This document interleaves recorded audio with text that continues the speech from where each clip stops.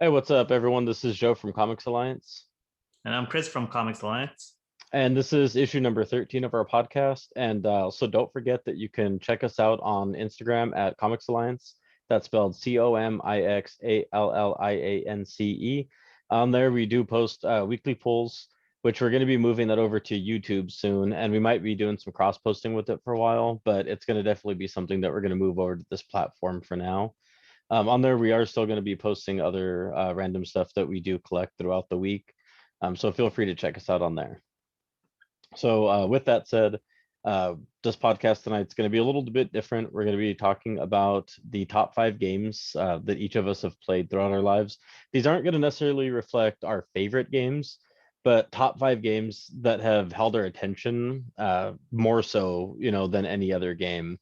I know that can also kind of sound weird, like, well, how is that not your favorite?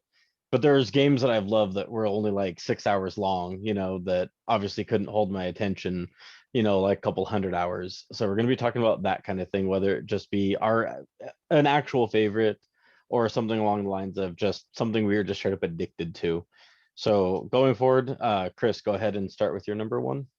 All right, cool.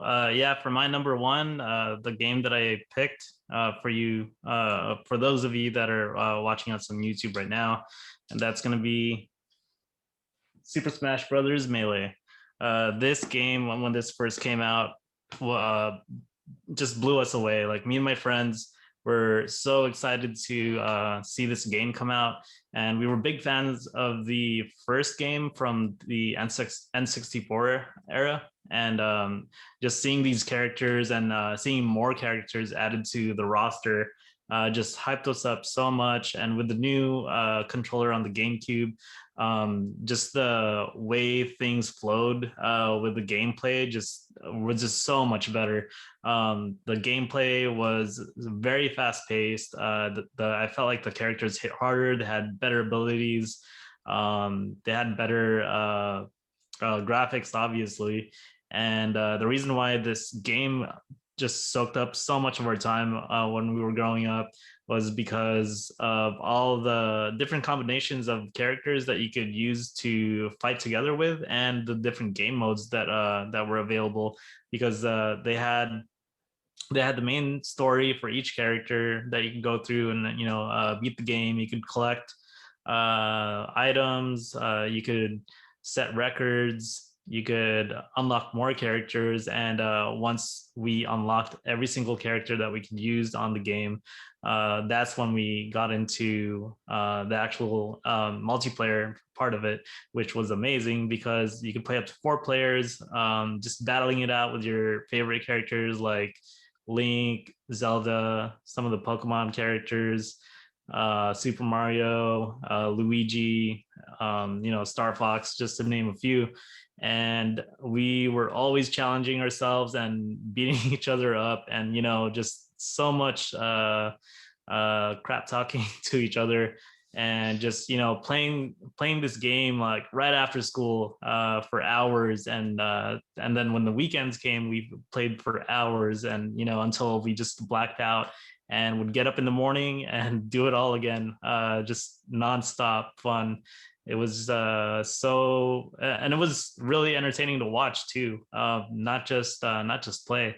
When you see your friends get knocked out on certain things or certain abilities, and especially if like one guy was just one hit away and the other player comes all the way back from that and beats the other guy. It's just so many cool things that happen within the fights. So yeah, well, I'm pretty sure we sunk in more than, I want to say, more than a whole month's worth of gameplay just on this game alone. Even to this day, we still play it here and there. That's a great one. It's definitely my favorite after Ultimate. I know a lot of people will claim that Ultimate's like garbage compared to this one. But I don't know. I loved Melee, don't get me wrong, but Ultimate hands down was my favorite. Yeah, Um, but I remember back in what was it, like maybe 2004? I don't, maybe somewhere around there. It was yeah, either right before Brawl came out. I was working for Borders and we had a break room that had a TV in it. and I brought my GameCube with Mario Kart Double Dash and Mhm. Smash Brothers and some controllers, and people would just play Smash on their breaks, and it got to a point where like management would get really mad because people just like going into like put something in the break room like, oh, I need to go like grab like my water, get a drink, whatever. Yeah. They would end up sitting down and playing Smash with somebody and lose track of time, and they'd be in there for like 30, 40 minutes while they're supposed to be out working on the floor Yeah. and just wrecking people in Smash, and But what's up? I was gonna ask you, you guys had a TV in the break room? Yeah. Yeah, we had a Oh, that's TV back awesome. there. Yeah, and so like I said, we hooked up like GameCube and Smash Brothers and would just play Smash. And then there'd people like would get off of work sometimes. Say someone's off at like 4, Yeah. and then somebody's like on lunch at 4. The two of them would sit back there like the full 45 minutes. Yeah. We'd go clock back in and then just stay back there for another like 20, 30 minutes still playing. That's awesome. Yeah, it was bad. Like a lot of people got in trouble for it, but they never told us to take it out and like for me to take it home. So it was there up until the day I left. Oh wow, Yeah, that's so cool. yeah, I kind of regret it. I actually left it there. So I guess I shouldn't say it was there up until the day I left it. It continued to stay there after I left and I never got it back. Kind of Oh sad. really? Yeah, Dang. kind of salty. I'd love to have that GameCube still because it was in great condition, even the last time Yeah. I saw it. Yeah, especially since that location closed down. So Yeah, exactly. Oh well. What can I do? Maybe just someday buy another one. there you go. Yeah, I don't But have the yeah, space for it. this was my my first one that I know for sure that I spent so much time in. Yeah, it was the first one I spent a lot of time in because Hmm. I played the first one when it came out on 64. I was Yeah. terrible at it. I had no idea what I was doing. It was, it was all trial and error and more error than anything for me. Yeah. By the time this one came out, like I had friends who had played the first one a Hmm. lot, and they kind of taught me how to play Smash, and I wouldn't say like great or like good, but I got decent. I knew what I was doing. Yeah. And then I didn't get like really into Smash again until Ultimate. Like I played them all, owned them all, Yeah. but it wasn't until Ultimate where, like I said, I just sunk an insane amount of hours. But I could Yeah. definitely see why Melee would be somebody's favorite, or a game that would just have you hooked for days. Oh yeah, for sure. But, so, anything else you want to add to your love for Smash um Brothers? You know what? Even after all these years, Smash Brothers has just become like one of those games that I know for sure I want to get every time they release a new one because they just keep on adding to the roster with Yeah, more abilities, more awesome combinations and stuff. So it's a game series that I know for sure I'm gonna continue to get in the future. like it actually does evolve. It's not just you know, like little tweaks, from the old one. Like it's a big overhaul sometimes, Yeah, or most of the time, I should say. It's a pretty big overhaul. Like the roster for this new one is huge. Like yeah, when you it's look really back compared to even Smash 4, the roster is like yeah, I want to say almost doubled. I could be wrong, yeah. but I think it's almost doubled from the last. It sure feels like it. Yeah. So yeah, great game or great series, I should say. Yep. All right. All right. So with that, the one I'm gonna pick for my number one is Animal Crossing. I'm gonna get this one out of the way. I Good played a choice. lot of. Well, thank you. And I know I just said Animal Crossing. I don't mean the first one. And I'm Hmm. not just addressing this as a series. So to be more specific, Animal Crossing New Horizons. Uh, I loved New Leaf. Don't get me wrong. Like I put a lot of time into New Leaf. I played it. Yeah. When I say a lot of time, I mean like over 100 hours. I Yeah. didn't hit like 300 hours like my cousin Gilbert did. I remember when he did that. Like I couldn't even fathom doing that in Animal Crossing back then. Which is funny because I And do remember that was the first and only Animal Crossing that I've played to this date so far, and I loved oh it. And I do want to try out some of the later games after New Leaf. But it's funny that you mentioned your cousin yeah, because he was actually I guess I had a townsfolk, a specific townsfolk yeah, that was kind of rare, I guess, and he was willing to pay real money for I remember for my that. townsfolk, and I straight up I didn't even second guess it. I'm like, no, you're not getting her. I remember when all that went down. Yeah. And so uh, the reason why I picked New Leaf, two reasons. No, I'm sorry, not New Leaf, New Horizons. As Yeah, much as I love New Leaf, New Horizons obviously came with like a lot of improvements, a lot of quality of life improvements for that matter. But it hit at like a really good time, not just like because of the quarantine. yeah, It did give me something to do while being off work. I had a good amount of stuff to do, but that was something that I could really like dedicate time into. So that's reason number one, and these are not necessarily of any importance in any particular order. That and it was shortly after Shelby and I started dating, and so it was something that we had talked about in the past when we were just friends and when we had just known each other, that like we were both big Animal Crossing fans from New Leaf. This came out about 2 months after we started dating, and or we were officially together, I should say. And it was just a huge bonding experience for us, to just sit there and just we would stay up till like 5, 6 in the morning, play Animal Crossing some nights because we didn't have anything to do. We weren't going to work. The next yeah. day we were out for a couple months, and we put insane amounts of hours into this game. Like I think I hit over 400 hours, and I want to say she's over 500 hours because she continued to play after I had stopped for a Yeah. little while. Now that's for Yeah. that was released for the Switch only, right? Yes, that was the Switch release. I think that's the reason why I didn't end up picking it up because I don't have a Switch yet. But I think if I did, I definitely would have picked that up, and I definitely would have put in a good amount of time on that as well. Oh yeah, definitely. I remember you put a lot of time into New Leaf, but the only game Yeah, you missed in between those two was Happy Home mhm. Designer, and I can assure Yeah, you, you weren't missing anything. That game was that's good to terrible, hear. terrible. Like I bought it, Yeah. bought some Hmm. amiibo cards that came with it. Within a week, I sold it and gave the amiibo cards to Gilbert, which is funny because I now have them.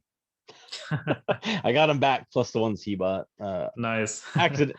It was accidentally, but Is he's never at. oh, sorry. Go ahead. Oh, I was gonna say he's never asked for him back. Fully intend on giving Gotcha. him back, but I just haven't thought about it. Yeah. I was gonna ask you for New Horizons. Was it very similar to New Leaf, where it kind of correlated with the real time when it comes to like stores opening, stores Yes, closing, stuff it like that? played almost identical to New Leaf in regards to that. Like Nook's Cranny, like the store, it opened at, was it 5 a.m. or 6 a.m. I think. No, Yeah, somewhere. no. I'm sorry. Things reset, I think, at that time, and it Mm-hmm. opened at 8 or 9. I don't remember. Mm-hmm. Um, but it closed at like 9 o'clock at night or something like that. So it was only open like, a normal store's business hours, Yeah, things like that. The museum, I want to say, was open at all times. Like there was always something you can do in there. The Able Sister shop was closed and nice. open during certain times, stuff like that. So yeah, and then your villagers went to bed. Some of Uh, them around like 8, 9, 10 o'clock. Some of yeah, them you'd catch out at like weird random times of the day. I know, right? Yeah, yeah, It's like, just well, what are you like up to? us, like we'd be up, at like weird Yeah. times of the day. So they do that too. I was But gonna ask you, what was the name of your town, and what was like three of your most favorite things that you like doing in your town or in the game? so my town was called Azeroth. Um, Nice. to nobody's surprise who knows me.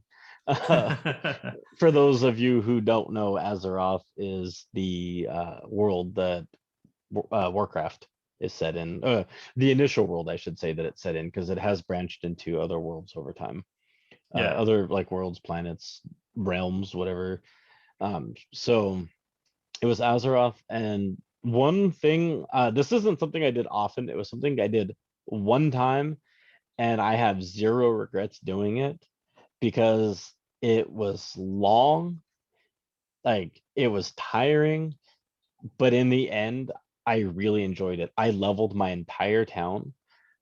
Um, like I'm talking, like it went up like what, 3 stories high, like all like the mountains and stuff. Leveled it Mhm. completely flat and took out all the rivers, everything. So it was just a big chunk of grass, and I sculpted it how I wanted it. because even though you can pick a like a set, style, Yeah. I did it how I wanted to do it, and it took hours. It took a couple days of doing it because you can only do one piece at a time. Yeah. And every now and then when you're trying to hit a certain like a certain brick, you'll Hmm. hit towards the side and it cuts, like it like shaves it off. So then you have to do it to the other side. So something that should have taken one hit took two hits. And sometimes you start like getting into this like rhythm of like you're just like step hit, step hit, step hit, step hit. And then you just, you're doing it, you make that mistake and you hit at that angle and it slows you down. Yeah. And then there's other times where you're trying to level and then you realize like, oh, I can't climb up there like properly and like take this part down. So then you have to like rebuild it. Then you have to climb up there and then you have to level like another part. So to stop that, I went through and I leveled the whole top floor first for everything. So it required a lot more like walking around instead Yeah. of just doing like, section by section complete. I leveled the whole top row and then the whole second row after. And I rebuilt my town from the ground up. And Shelby actually did the same thing. Yeah. I don't Oh, know if she nice. regrets it, but I didn't, like, not at all. Like I had so much fun doing it, but it Yeah. was tiring. Yeah, So that sounds like it. yeah, so that would be one thing. Another thing I love doing was villager hunting. So when you first start the game, it gives you two villagers, Hmm. like just right off the bat. Like you get to the island, you have two villagers there almost instantly. Like you just do like menial tasks, like make um like a shovel and Hmm. make an axe. Actually, I don't even think you get the axe at this point. Like just make like a couple things, and then they're like, oh, go put these like plots where you want, and then you go and you what's it called, you put the plot down, and then there's like requirements like, oh, this person wants this and this. Then you have to go get the materials, craft these items, you put them out in front of your house, and the next day they move in. Well, it shows the house Hmm. sold to whoever. You got to find out who that villager is, and then they Hmm. move in the next day. And then after those initial two, you get to go collect these tickets, and they take you to far, like far away islands that are like hidden islands that they kind of treat it like that have never been explored, but you find Hmm. a villager there every time. And once you have the next three plots open, you can talk to them and convince them to come live at your town. But you don't have to, you could leave.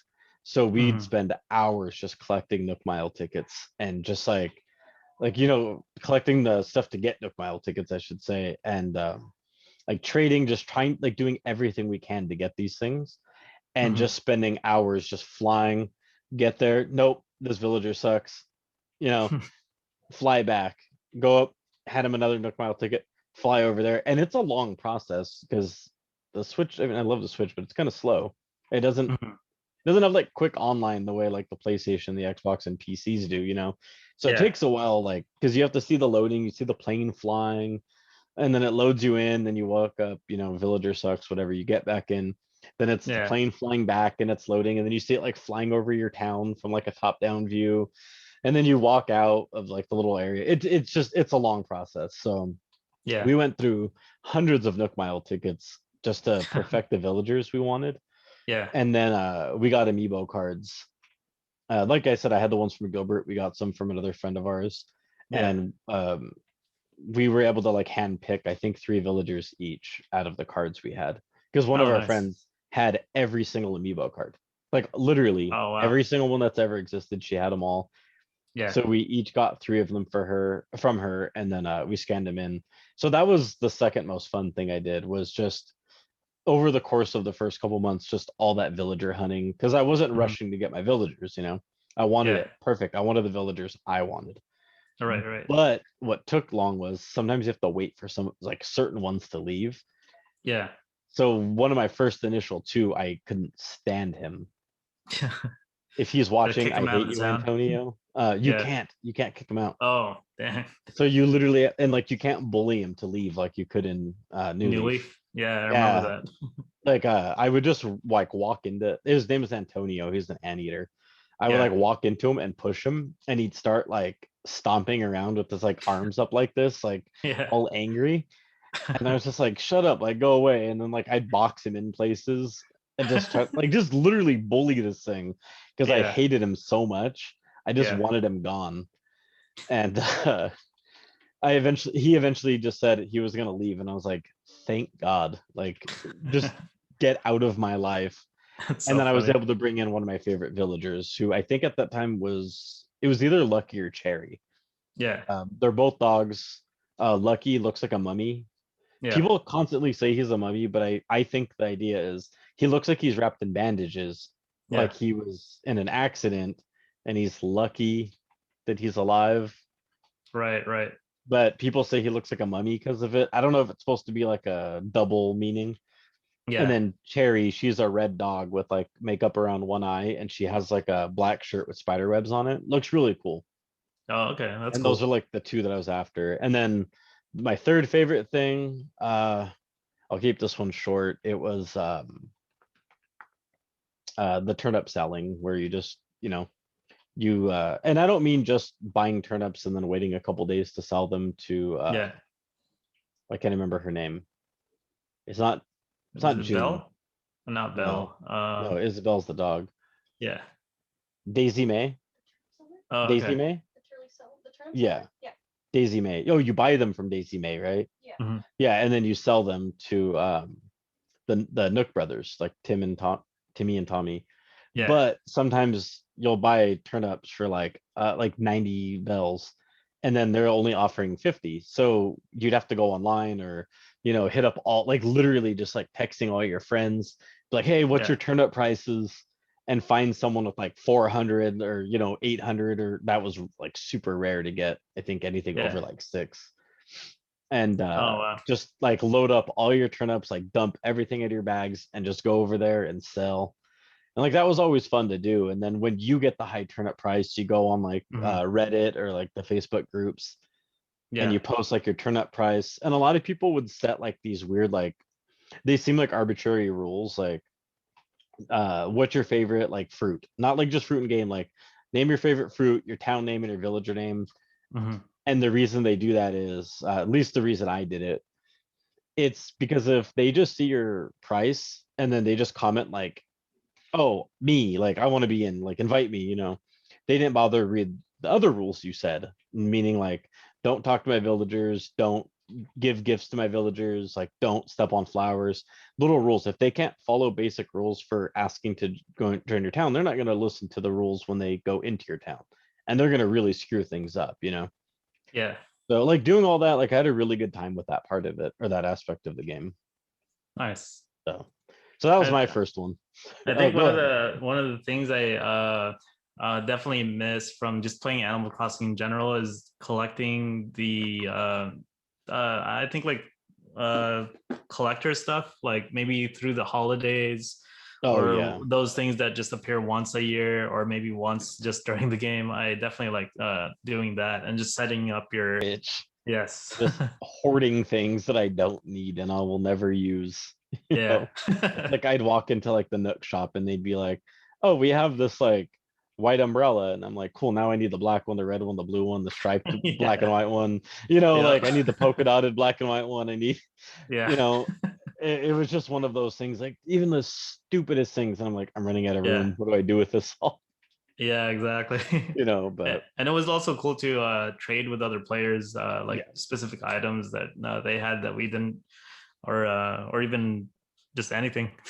Yeah, one thing I actually liked about New Leaf over this one was the locations, like the real life Mm. locations that offered in-game items. Like I remember this was back when you and I were working at Coffee Bean.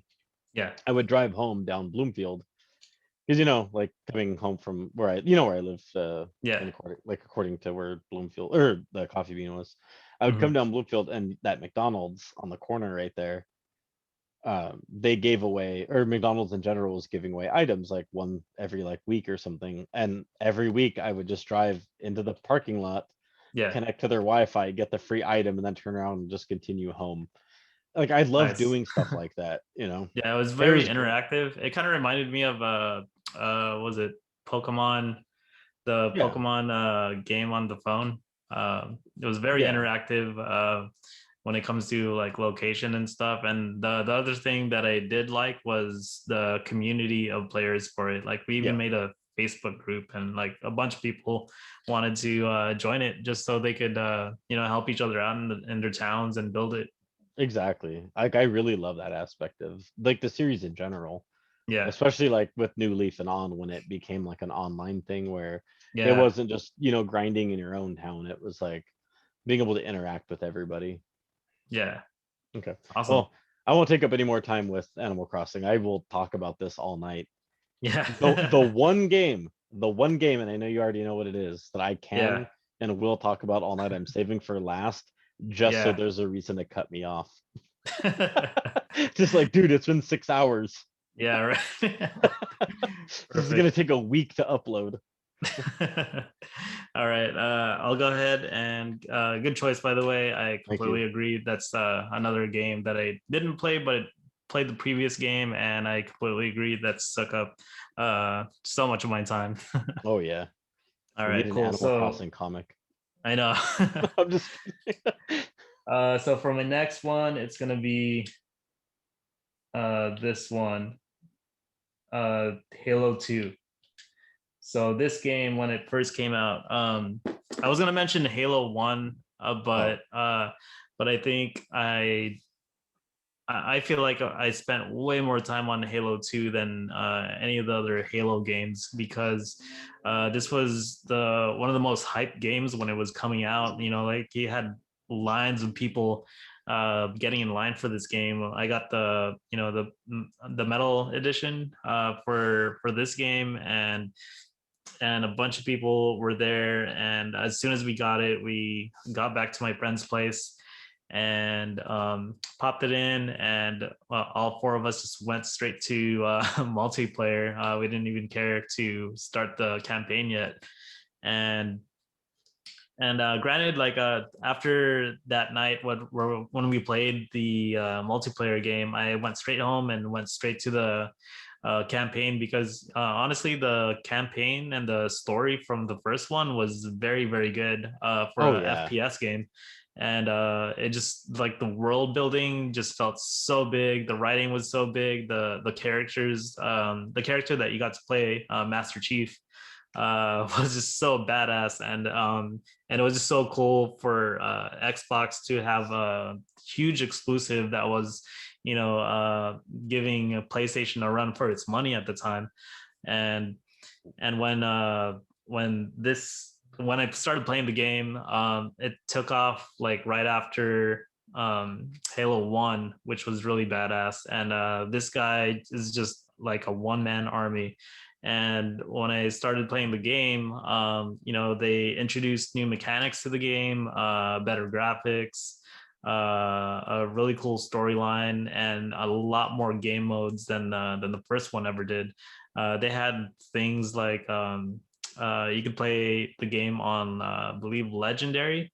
And I think you were able to do that on the first one too, but yep. this one had this thing where you could find these skulls in the game, and each skull allowed you to play the game with a handicap. And if you were able to do that, I think you got like um, I forget what you get, but maybe like an award or something. But like these certain skulls, like some of the skulls, you have to beat the game with only holding the skull as a melee attack. I was like, that's ridiculous. Like, there's no one that can freaking do that.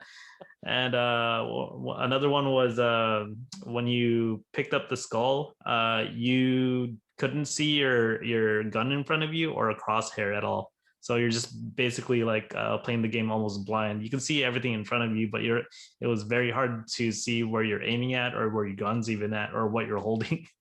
Just That's stuff like that. ridiculous. I think there was also another one where the the enemies were just ridiculously hard, where they were just one-shotting you at that point with especially the snipers. Like, one shot, you're dead, and you have to Yeah, start over. And yeah, so the I think the best part about this game is definitely the multiplayer aspect of it, because at this time, they released this thing where I can't remember what it's called, but I was the only one in my group of friends that had it, and it was the connection for us to play LAN anywhere we go, basically. So it allowed us to connect 4 TVs together and 4 players That's on each awesome. system.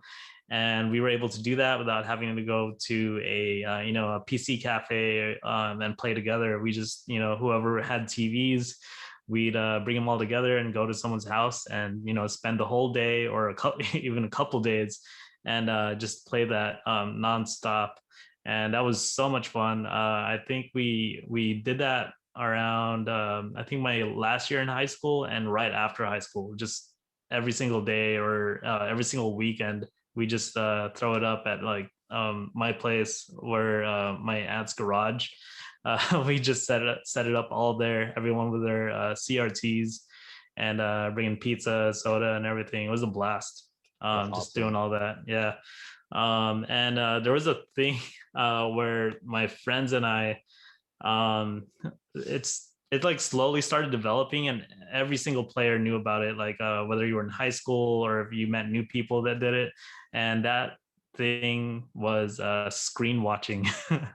So if you saw an enemy on another screen, like they'll use that to their advantage and kind of cheat and just follow you around just Yeah. from watching your screen, because you can see 4 screens on one TV, so you could obviously see your opponent right there and what Yep. they're looking at. So to counteract that, I got really good at knowing each map and where to go. So I would consistently just hug the wall and walk from there, or just look down and walk from there until I knew where they're at, and a lot of cool things. A lot of things that we did do to each other was using the plasma grenades. Those were super fun, and Yeah. just stick people with that. One hit in the back, a knockout. Those were really cool. And and even the people that were able to get the sword, the plasma sword, was just Yeah. king at That that thing was point. ridiculous. Yeah, and I think there was another glitch that came out back then where if you had a plasma sword and a grenade or a rocket launcher, you could aim the rocket launcher to a banshee, and then I think it was right when you shoot or right after you shot the rocket launcher, you switch to the plasma sword, and it launches Yeah. your plasma sword all the way to where the banshee is. So you're like flying all the way across the Yeah, I remember sky. that too. And like you'd the people that didn't know about it would like see that on their screen. You're like, is that a freaking superhero? Like I'll what never is get that? over that. Yeah, it was so much fun. And some of the cool game modes that we played randomly too was Juggernaut. And so you're basically you have like overshield, so you have double shields basically.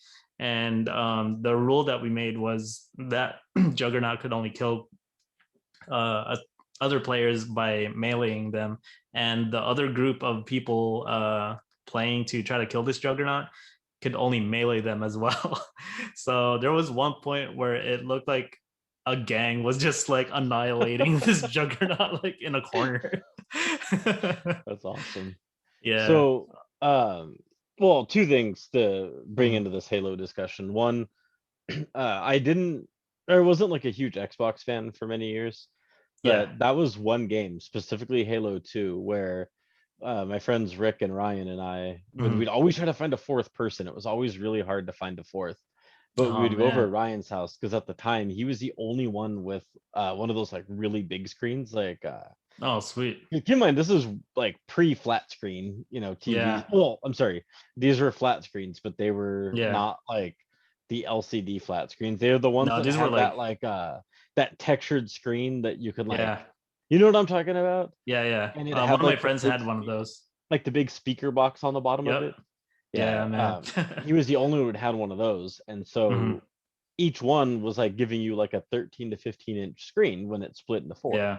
So we would always try to find like a random fourth. And we'd hit up like 7-Eleven or something and get like chips and sodas and Oh yeah, like good various times. snacks and just sit there and Mhm. just binge that like all night. Yep. But that that's one thing I want to bring up, and one Mhm. funny like just memory I will never forget was on the Ascension map, which is my favorite map to this day. Nice. I cannot remember what it's called. I want to say it's the Ghost, the one that's over on Mhm. the on that like platform that extends out from the main map. You know what I'm talking about? And it's a Yeah, little yeah, ship you could. Is it the ship you could fly in? yeah. Okay, so Rick was hands down the best at getting that thing and flying it Yeah. and just annihilating people. Like as soon as we'd spawn, he'd be the first one there. It didn't matter where he spawned. First Dang. one there. Anyone who got close to it, he'd kill him. He'd get in that thing. And I remember one day I beat him to it, Oh, and I nice. was I was talking so much trash, and I was like, "That's right," like some words I'm not gonna say because we try to keep this PG-13. Yeah.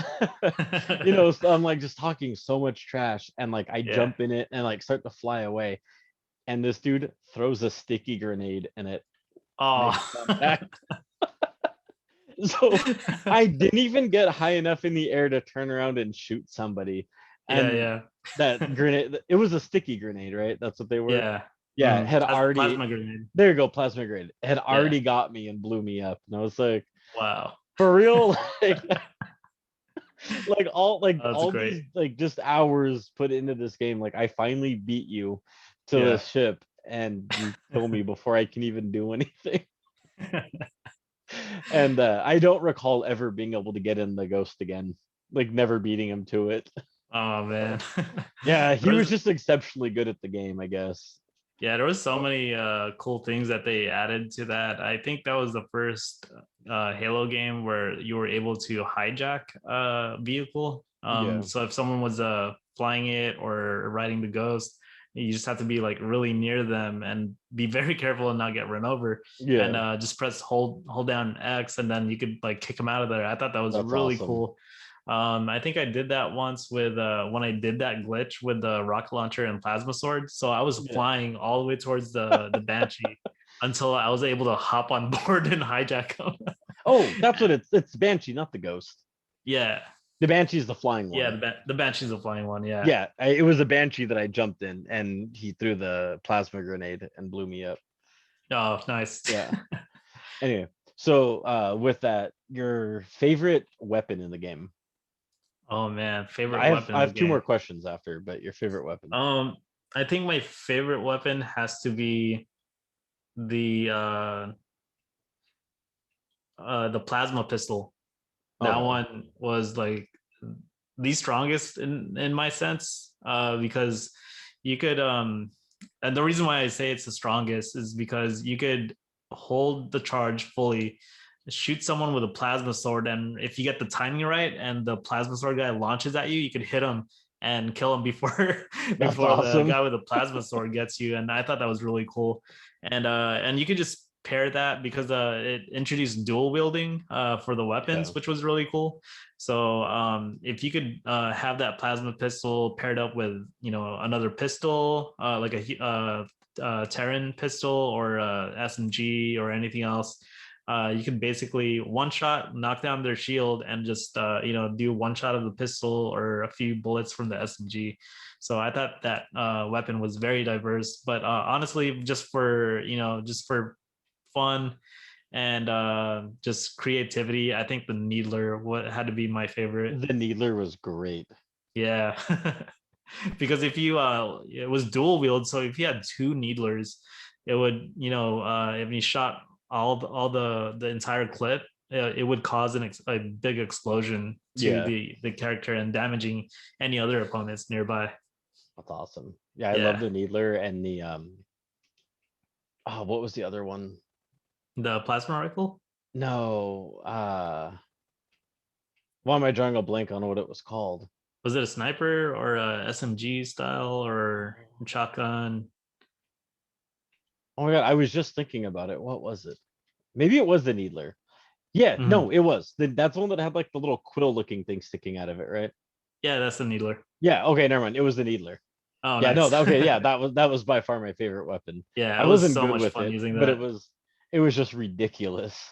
Yeah, because I think if you aimed it at least in the direction where the enemy was, it would kind of like home in on them. Yeah. Yeah. Okay. Yeah, that was the weapon. So, Yeah. your favorite map? Ooh, favorite map. Shoot. I think it would have to be Zanzibar. Zanzibar Yeah. was just had so many nook and crannies where you could hide into and like and just surprise so many people. And yeah, that's the one on the I think the one on the beach with the big circle in the middle. Yeah. Yeah, that one, because you could there's so many spots you could either snipe at or sneak up on someone. So if someone had the high ground, that was like that was extremely hard to kill. So like everyone would try to get that person on that spot. That was like the, king of the hill basically. Yeah. Yeah, but honestly, the Halo 2 had so many good maps, man. Like, I just had so much fun. I definitely liked the I forgot the name of it, but it was basically just a very small circle, and it had two levels, like one, the first floor and the second floor, and it was a very small map, and there's almost no place anyone could hide, but people hid in the rooms in there on the second floor. And when people screen watched, they they were trying to see like which room they were in because the rooms were similar. So what people would do is just when they go hide in there, they just stare at the wall, so they can't see which room they're in unless you throw a grenade in there. Then you can see. Yeah. Yeah, Cheaters. yeah. Yeah. Okay, and the last question. Sorry, I'm trying to find something because I want to talk specifically something specific on my next one. Oh yeah, sure. Um, uh, your favorite game mode? Favorite game mode. I I'm gonna have to say just regular old good old TDM, team deathmatch. Just since we had so many players or so many friends playing back then, it was like the biggest group that we had was 8 on 8. So either that or free for all. That one was just chaos basically, and you could we had our TVs set up enough so it's in slightly different rooms, and the the shit talking was just all over the place, man. Like Yeah. we had such a good time just yelling at each other, saying stupid things to each other. And I think one example was one of the things I used to say was I sense another. So I would like whisper to my friend, I sense another. And then like right after I said that, you get hit in the back and you get knocked out. So anytime you heard anyone say that, like everyone will get scared and just turn around. Like they assumed it was them. Yeah, because every time I used it, my friends caught onto it and they started using that as well. And so anytime anyone used it, they just quickly turned around to see if they were gonna get hit in the back. And eventually they caught on, and they use that to their advantage, and they'll just say I sense another, turn around, no one's there, and then like sneak around and then like get them in the front. Oh.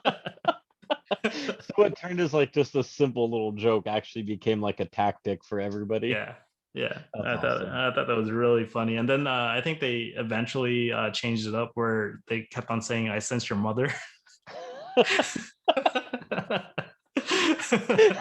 That's great. Yeah. And then actually Luis from Comics Podcast was one of her friends that just played with us nonstop. Oh, And nice. he had his own sayings with our group of friends too, where he would just after he would kill someone, he would he would just yell out, "I'm a man," and just like teabag you. Oh Oh man, man, and the tea bag was just, man, it was just like chaos with the tea that bags. was, if I'm not mistaken, Hmm.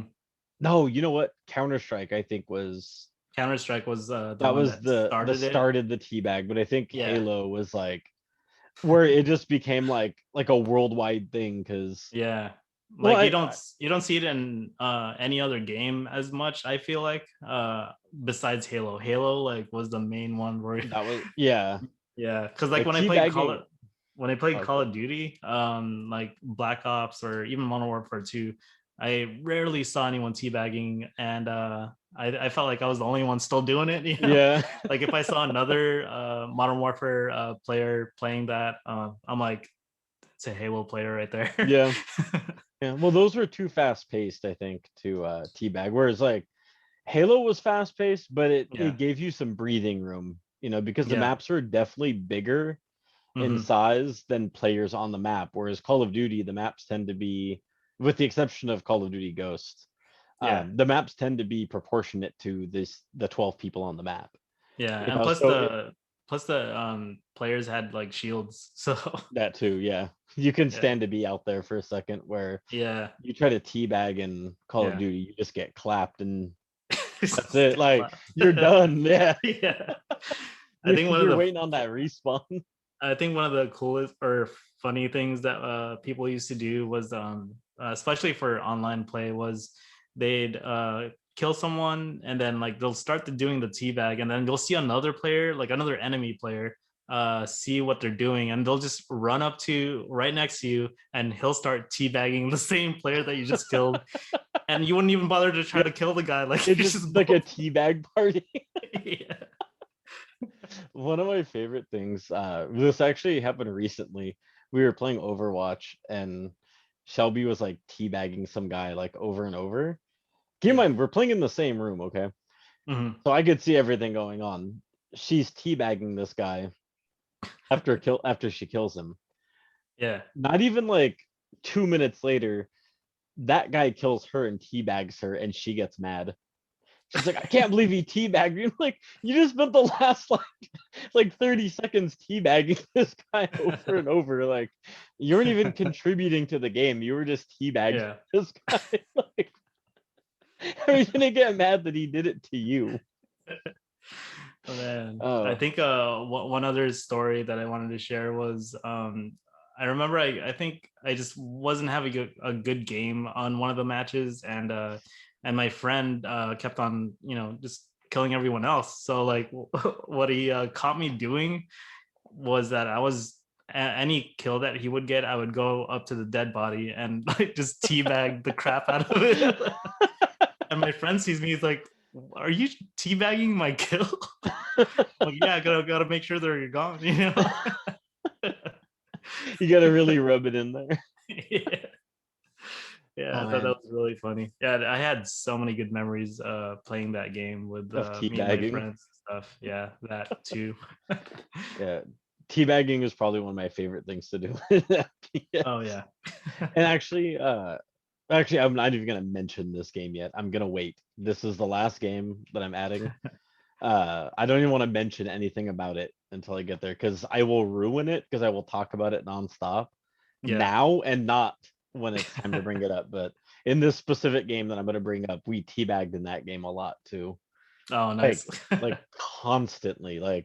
Yeah. Like I think next to Halo, this is the game I've teabagged the most in. Oh yeah, for So sure. yeah. So And I well, last thing, if Luis, if you're watching this and I'm pretty sure you have like so many good memories playing this game. Feel free to comment down one of your favorite times or favorite things that you like doing in the game, and just let me know. he's just gonna comment teabagging. Yeah, because we actually played, since we played so much, we came up with like this strategy attack, and we called it the raptor attack, like because we both like Jurassic Park and dinosaurs. So and Listen, what me and him would usually do is like lure someone like in a hallway or like a doorway or whatever, and like instead of trying to shoot back, I'll just like try to run away or something, and he'll come out of nowhere like on the side and just like kill the guy like right behind him. And that's basically what they did in the Jurassic Park movie. Like one yeah, raptor has like locked eyes on you, and then you just get sideswiped by the other yeah, raptor. So we called it the raptor attack. that's awesome. That's a good idea. Like Yeah. I said, the game was fast paced, but not so fast paced that you couldn't plan something like that. Yeah. Yeah, Yeah. you try that in Call of Duty. Like I said, somebody's gonna come from the other side, and that's it. Like you're done. Yeah. Yeah. So, Yeah, all but right. I'm sorry, like I've Oh no, you're good. gone on way so much with that. And anytime something like that just involves good memories, it's gonna drag out. So Yeah. I'm totally cool with that. So my next one, it's sort of a two game mention. I won't talk extensively about the other game because everything I'm going to say about one game is going to apply to the other game, if that makes sense. because Yeah. I probably put about equal amounts of hours into these games, and they play very, very, very, very, very similar. That's Mhm. Dark Souls 2 specifically and Bloodborne. I say Nice. very similar and not identical because Bloodborne is the very fast-paced one, whereas Dark Souls a lot slower. You plan out your attacks a little more methodically. Yeah. Um, I put insane amounts of hours into both of these games, and when I say insane amounts of hours, I mean insane for me. There's people Mhm. who have thousands of hours in these games. I'm nowhere near that. I'm a few hundred hours, Yeah. in each game. But I put them both on the list because, like I said, I probably have equal amounts of hours, and I probably beat Dark Souls 2 more than Bloodborne, but not much more. Like I got every ending for Bloodborne, which Nice. was three endings, including multiple other just like half finished playthroughs, stuff like that I never like Yeah. finished. And with Dark Souls, I beat the original PS3 version, I think Mhm. once or twice. And then when it became the Skull of the First Sin version on Mhm. the PS4, I beat it multiple times, Yeah. as well. And I love those games. Like I'm a huge Souls fan. The fact that I even would mention Dark Souls 2 over the first Dark Souls, I get a lot of hate for it. It was always like the redheaded stepchild game of this Mhm. franchise or the series. Yeah. Everybody hates on it. I always tell people, you hate on it because it's not the first game, and that's really like your only argument. Everybody like every comparison I've ever, or I'm sorry, every reason I've ever heard somebody say why they don't like Dark Souls 2 Mhm. can be chalked up to it's because it's different than the first game. Like, Mhm. oh well, it has, a more linear path. It's like, okay, so you wanted it to be a huge labyrinth like the first game, right? Mhm. But Dark Souls 3, now no, now this is back then. But now jumping forward, nobody's complaining about Dark Souls 3 when it's more linear than the Yeah. first one and it's not this huge labyrinth. So it Yeah. kind of, it kills that argument. Like stuff like that. Like, oh, the bosses are, generic and all the same. And it's just like the boss, like there were barely any bosses in the first Dark Souls compared to this. Like there were Mhm. like a fourth of the bosses like more, and that's not including DLC bosses. Right. So Right. like yeah, some things were going to be similar, some things were going to be kind of like used, but the bosses at times are also more innovative. There's a boss in Dark Souls 2 where you fight three bosses at once. And that was tough. Like it was really difficult, the first time. It was the Ruin Sentinels, Mhm. stuff like that. And then I don't know, I think the overall level design was better in terms of each individual portion of the game. The first Dark Souls was amazing how it was, like I said, a big, like this huge interconnected world for the first like half of the game. Then you go to Anor Londo, and then you go to, oh my god, what, I can't remember, the Duke's Archive, I think it's called. Mhm. There's like a few like small places in between that, but like the bulk of the first half of the game, it's literally all connected. Like, you start at the Firelink Shrine and you go to wherever, and then you hit like a switch and it brings up a lift, and you come down, and next thing you know, you're on the Firelink Shrine. Then you go down this way, and you're walking for 45 minutes. You find Mhm. uh, a bonfire, and then you come through and it takes you down a hill, and next thing you know, you're back at the Firelink Shrine. It was Yeah. a cool concept, and it was really neat that they did that. But this had Majula being like the center, and it was like for on YouTube, like imagine like a, just say like a circle, and everything was like you come here and you go and you get to the path here, and then you come back, and then you go Mhm. this way, and then you come back, and then you go that way and you come back, and everything kind of like branched off of Majula. So it was like a center hub that you actually left from, but eventually it takes you to like another area where you don't just branch off from Majula. And I don't know, just something about that game. Like I think like the power stance ability, the why am I drawing a blank? The covenants, like they were all like just so much better in this game. Like there's just so much good stuff, and being able to like swap your weapons over and it actually be like effective. Magic in this game was good, and one of the Mhm. hardest bosses I've ever fought in all of the Soul series was in Dark Souls 2. And actually, I take that back. It's two bosses. It was the Dragonary boss. I can't remember his name. It's this huge red like dragon that he's like you could approach him and he's friendly, Yeah, but there's something you do where you could fight him and you have to collect these seeds, I think. It's been a long time yeah, since I played it. And for every one you collect, he's a little bit easier to kill, but he's still one of the hardest bosses. Like yeah. still one of the hardest bosses. And then the other one is oh god, what's its name? I can't remember the name of it.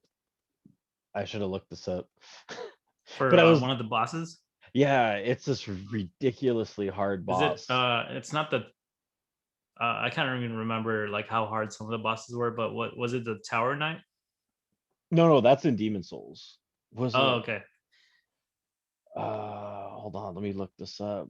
Uh Everybody like agrees this is one of the hardest bosses in the game Mhm.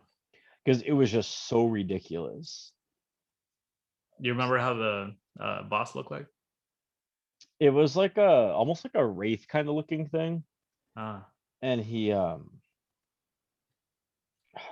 I'm just gonna have to find it. I won't be able to do justice to this if I don't explain it.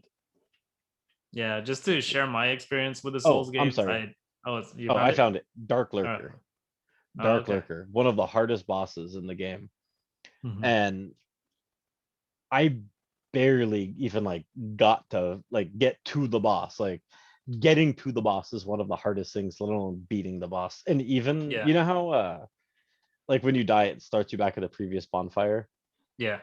Every time you die, the path to get to the boss is like Mhm. once you've gotten to a boss, like any other boss, getting to the boss is relatively easy. Getting Right. back to this boss every time you die is just as hard as the very first time you did it. Damn. It's one of the most unforgiving paths from, Yeah. bonfire to boss. Hmm. And then the boss is like the hardest boss in the game. But anyway, Wow. what were you gonna say? There's something else I'm gonna add after, but I just Oh, want you. I was just gonna mention that I completely agree with the with the whole Souls games. My very first one was Demon Souls, and even that I was just it was just a new like it felt like a new game type Yeah, that everyone was checking out, and it was so difficult that like me and my friends ended up giving up. I kind of wish I kept on playing it, but I think there was other games that I ended up getting into, and later on I found out that Demon Souls became Dark Souls. So yeah, because it was from software, right? yeah, For yeah. So when they came out with that, I'm like, oh, like are they changing it? Like how come they didn't continue with Demon Souls and just change it into Dark Souls? I always wondered that. yeah. But yeah, just the concept of the game, I'm always intrigued. I actually bought every single Souls game that's out right now. Besides, I don't know if you count Neo as a Souls game. Nah, it's Souls like. Yeah, Yeah, so I only bought the Dark Souls games, Demon Souls, and Bloodborne. Bloodborne. Yeah. Yeah, Bloodborne was probably the most that I played because there was pretty good character customization based on just looks, at least. And for my character, I made the Joker, so it yeah. I looks remember like, when you did that, and you used yeah, the cane. yeah. Yeah, I thought it was super cool, but yeah. I still haven't beat it. Get on it. Yeah. Well, I mean, I wanted to continue, but it was just so hard to figure out like what I've done and where I'm supposed to go next. Like, I think Yeah, I have to replay it again. yeah. You should. It's so Yeah. good. Hell, I'll I, co-op it with you. oh, that'd be cool. Uh, Because I still need to get the old hunters as well. I'm not sure if you finished that DLC. I have not actually. As much as I Mhm. love this game and as much time as I've put into it, I've never Yeah. finished it. I've gotten through most of it, but I've never finished it. I think by the time it came out, I had already Mhm. burned myself out that Yeah. I didn't have the drive to like push through because it's tough. Like, It no is. joke. Like even the regular enemies in the old hunters Mhm. are tough. And I Mhm. didn't have the drive to push through it. Like Yeah. it, it was hard. I still want to do it someday. It's still definitely on the list of things to beat. Yeah. But I don't know. I think I'm just more looking forward to a new Souls game that I know that's never going to come out.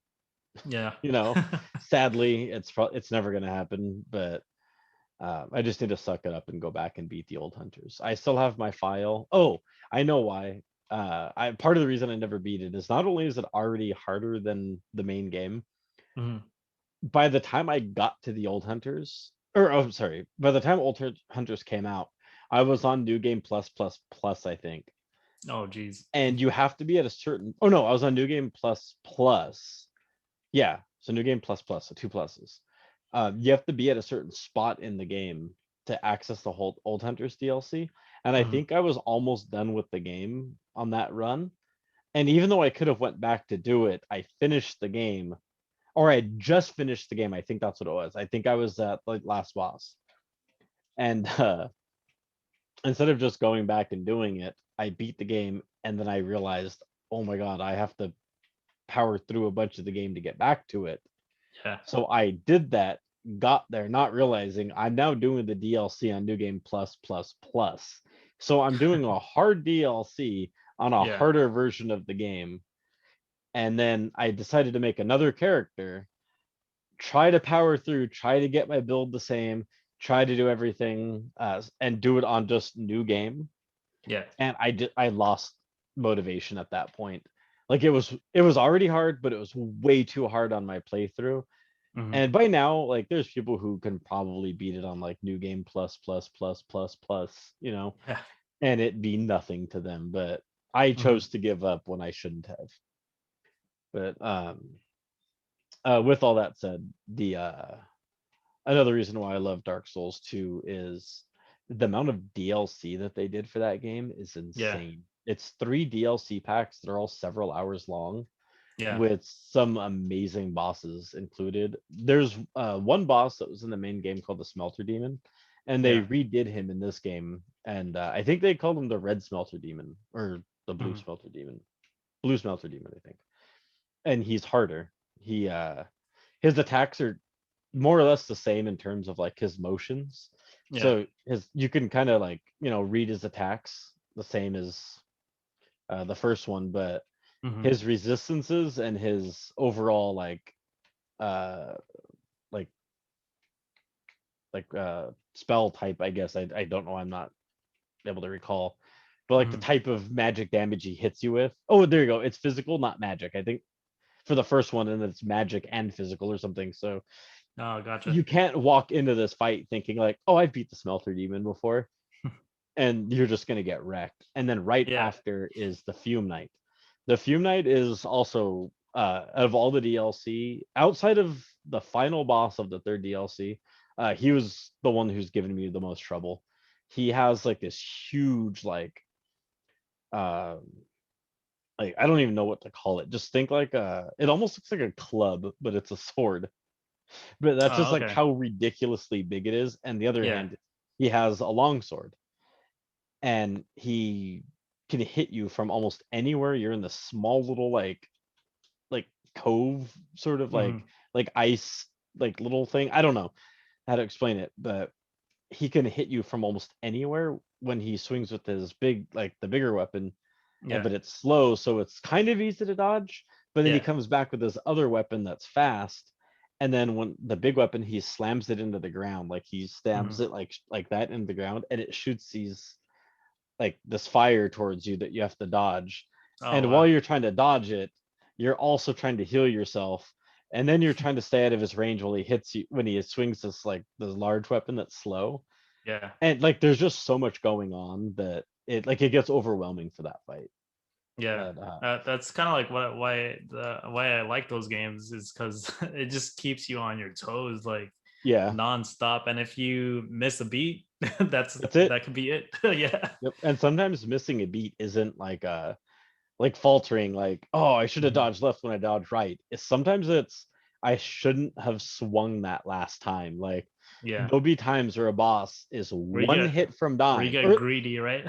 yep, like or Yeah. okay, let's be realistic. Like 3 hits from dying, you take those 2 swings, and you're like, one more hit, or do I dodge? And you're like, I got this.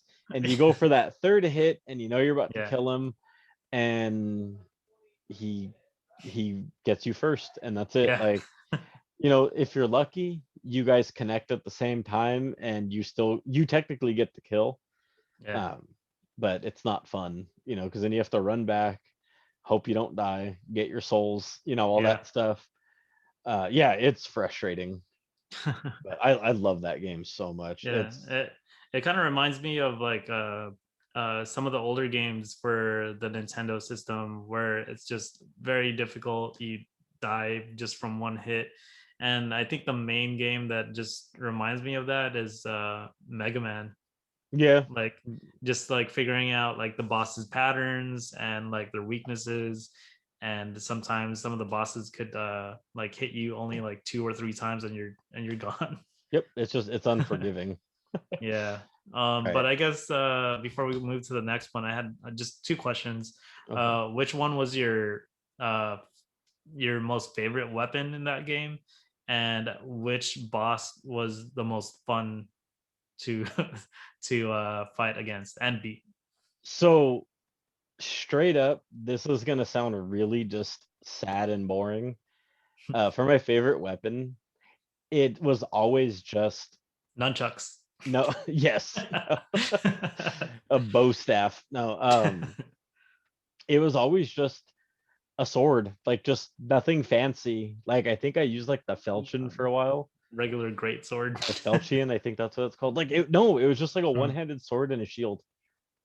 That nice. was like the bulk. One thing I had the most fun with in a playthrough, but I never finished the game on this playthrough. Mhm, I got I think it's called the Crimson Parma Shield. It's the mhm. first shield you find in the game.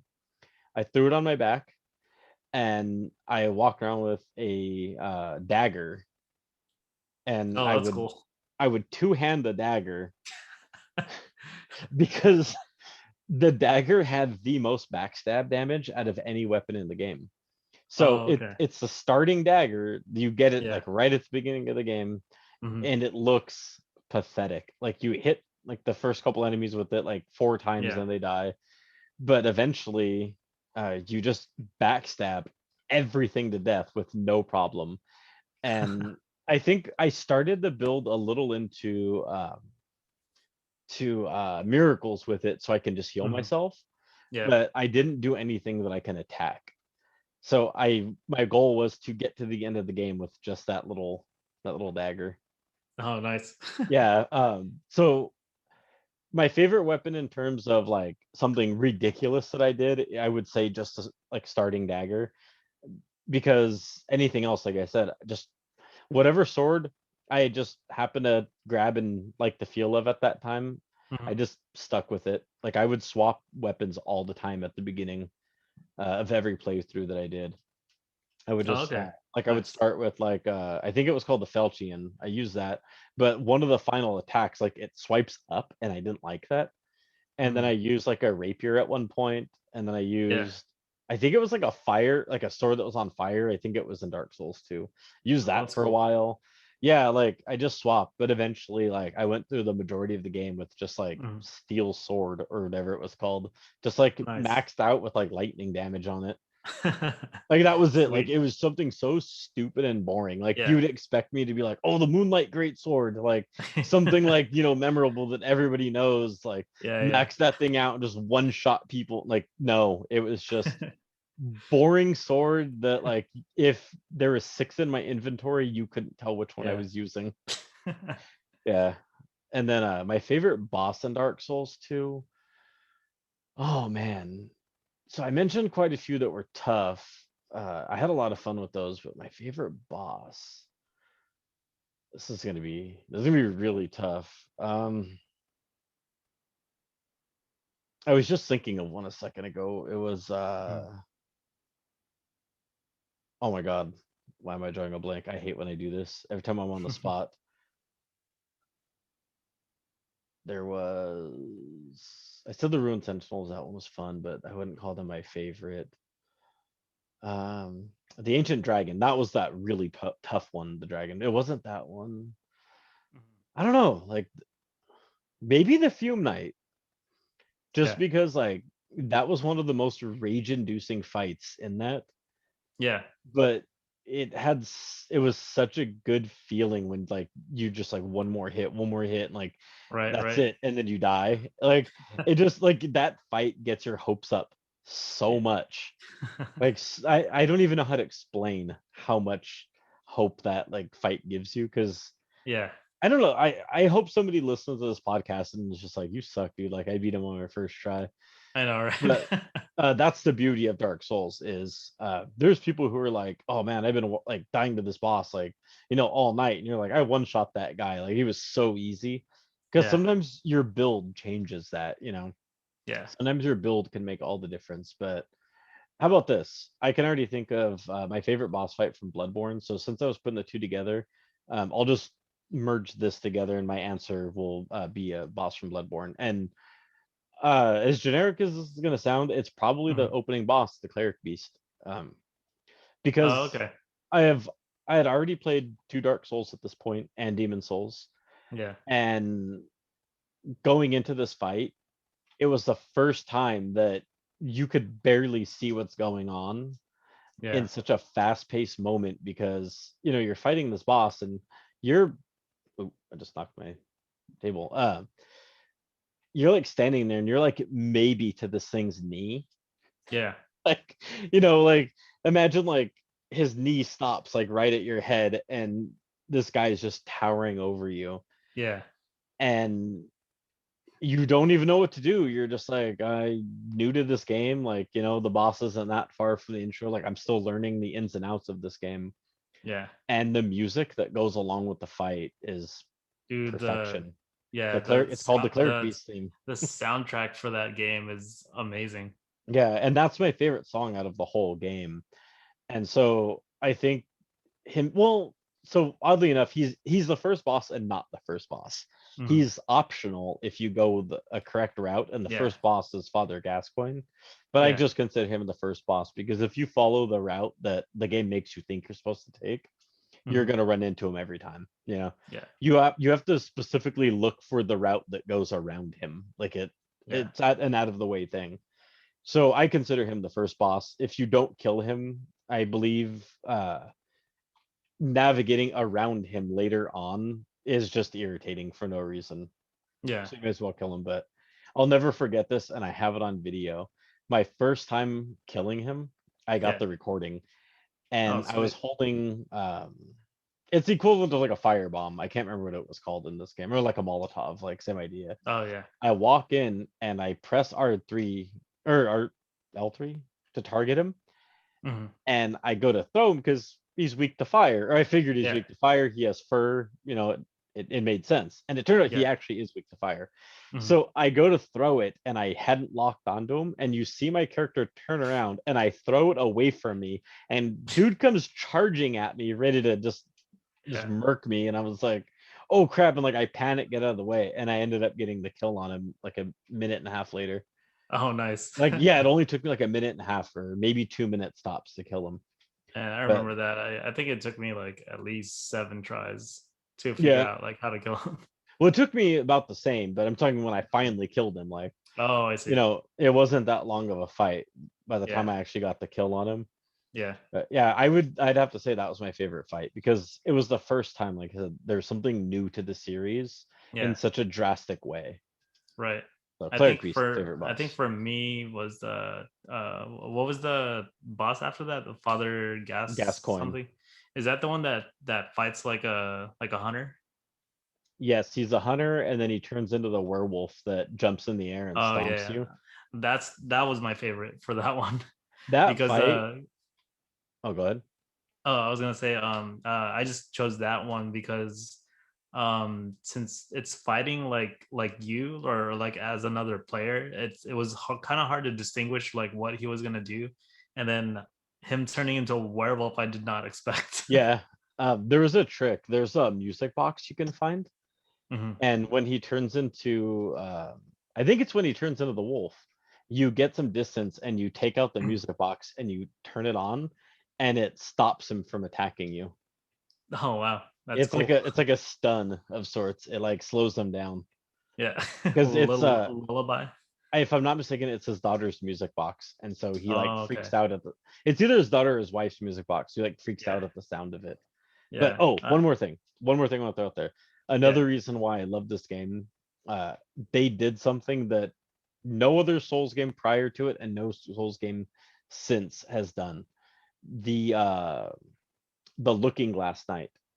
For anyone who doesn't Mm, know, he's a giant knight. It's a boss who has a yeah. shield, like this giant, like almost like the size of a tower shield Yeah. that has a mirror on it. Oh, And that's dude crazy. summons other actual players to fight you while you're fighting a boss. It is the Wow. only time another player can interfere with your boss fight, and it was by design. Dang, that's pretty So cool. you could literally come so close to killing the boss, and then out of Yeah. nowhere, another player gets summoned in and just wrecks you. If you Dang. aren't connected to the internet, it Mhm. summons phantoms into your game that act like players or Oh, I act in see. place of the players, and Yeah. they're harder than other enemies to Oh make man. up for the lack of it not being a player.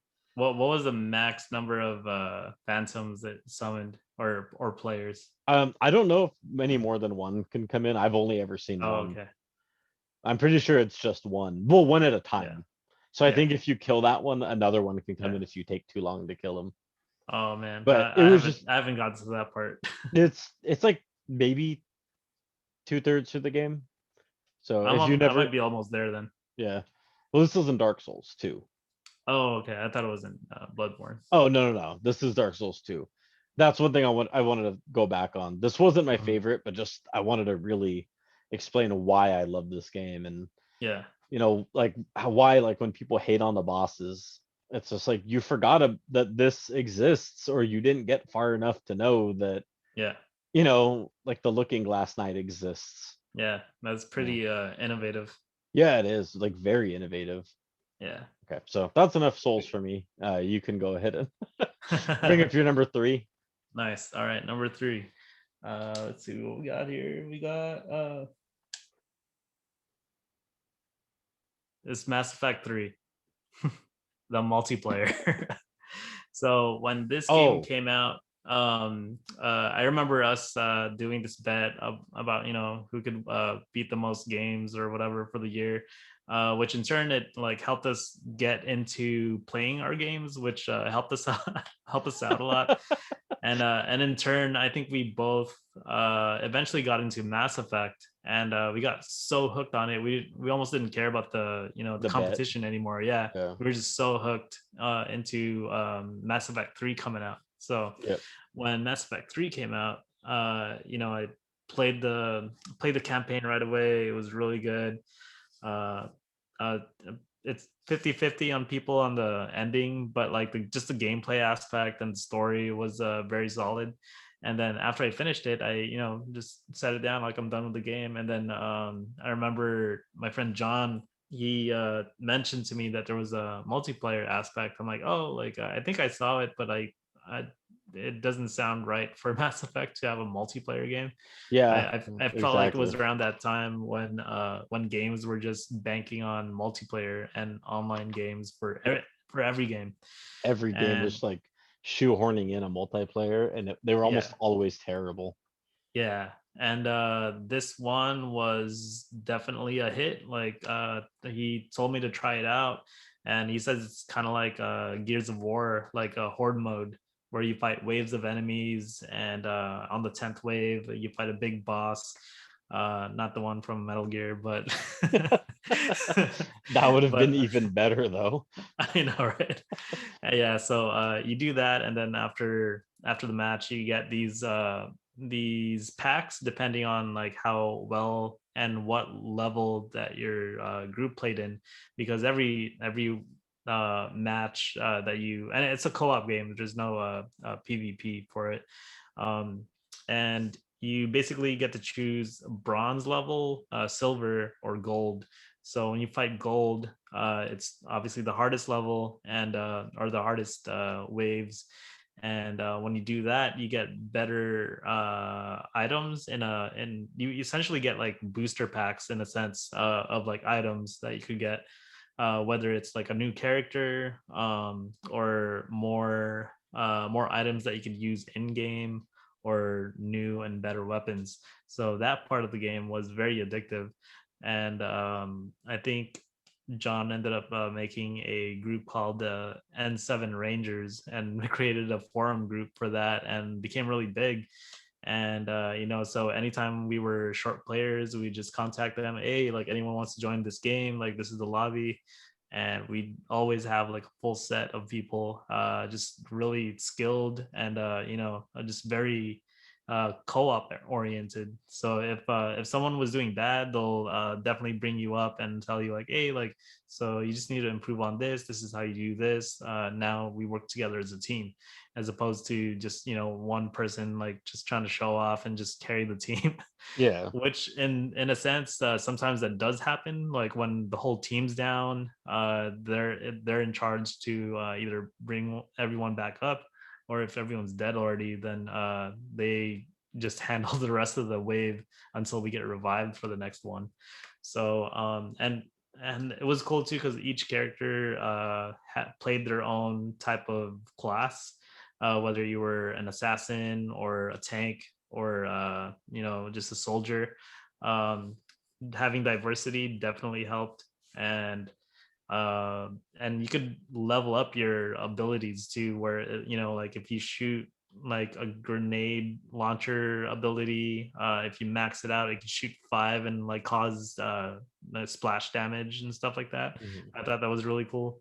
And especially the biotics skills, those were really cool, because you're like Yeah. basically like a Jedi, The man. biotics were so fun in this. Oh yeah, you could like shoot like a biotic wave, and it launches them into the into the sky floating, and then you could shoot them in midair. Yep. Didn't the Krogans have like a charge, like a default, Yes, like every like a Krogan? berserk mode. It's like every Krogan had it regardless of their class, right? Yeah. So like, didn't every race have its own like racial ability Hmm. as well? Like, yeah, okay. Yeah.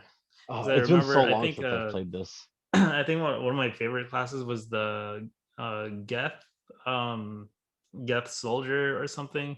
And this guy could like launch like a little turret creature or robot or whatever, or android that shoots I think it had like different elements, but the one I remember it shooting was flame. So it looked like a flamethrower. So That's like you awesome. just set it somewhere, so it protects you from one side, and then you could just shoot and kill other enemies on the side. Nice. So yeah, like the basic concept was just team oriented. You fight waves of enemies until you fight the wave 10, and you fight the bosses. The bosses, I think the hardest ones were the banshees, the one Oh that my like God. the one would like warp towards you Yes.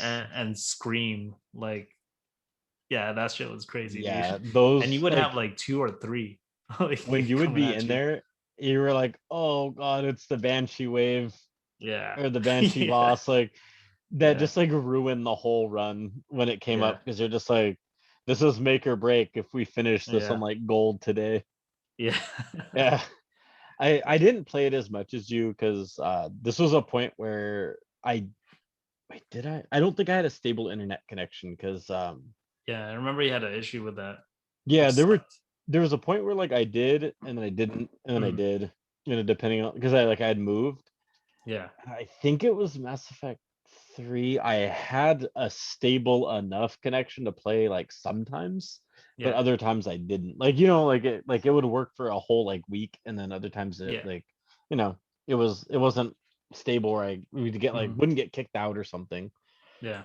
You know, but I remember there was one class and I think it was something they added with DLC that you Yeah. didn't have to own the DLC, but it came out when a Mhm. DLC pack came out and you had to unlock them, didn't you? Like just Yeah. throughout playing, Throughout the packs or whatever. you would like randomly unlock a class, right? Mhm. And it always reminded me of Iron Man 2, Mickey Rourke's character, Oh, yeah, yeah. Ivan Vanko or Yeah. Whiplash, and he had Yeah. like the like long like The lightning or electric ones, yeah, those yeah, were so cool. that class was so fun to play in this. Yeah, They yeah. weren't as effective from what I remember, but they were really Mhm. fun to use, Yeah, they were. you know. And oh man, yeah, I love that game so much. I didn't put it on my Yeah. list because Mhm. as much as I love the trilogy and I'd love Mhm. to go back and play it like every so often, um, I don't know. Like there's just other games I think I dedicated more time to it after beating Hmm. the story. And I think collectively, Hmm. I probably put in as much time into that as I did into some of the single games I'm mentioning. And like I said, I only put Dark Souls and Bloodborne together Yeah. because, or Dark Souls 2 and Bloodborne, because they were so close and, like, and they came out so close together that it was hard to pick, which one, Yeah. or it didn't make sense to pick just one, I guess, for that. Yeah. But yeah, I so think you honestly, I think you would have probably added this to your list if you had better internet at the time, because I was the gonna whole say, yeah, yeah, because the whole time the main reason why I played it so much was because I had friends to play with, and yeah. we had such a blast going through these games. I almost rarely played by myself because there was always someone Oh on the yeah. friends list that was like, hey, like you want to link up or Yeah. match Well, we up. played So together quite a bit too. yeah, Like, because like you're the one I think I mostly played Mass Effect with, and then I would play with like randoms online sometimes too. yeah, But yeah, it was a great time. Like such a good game. yeah, And then man.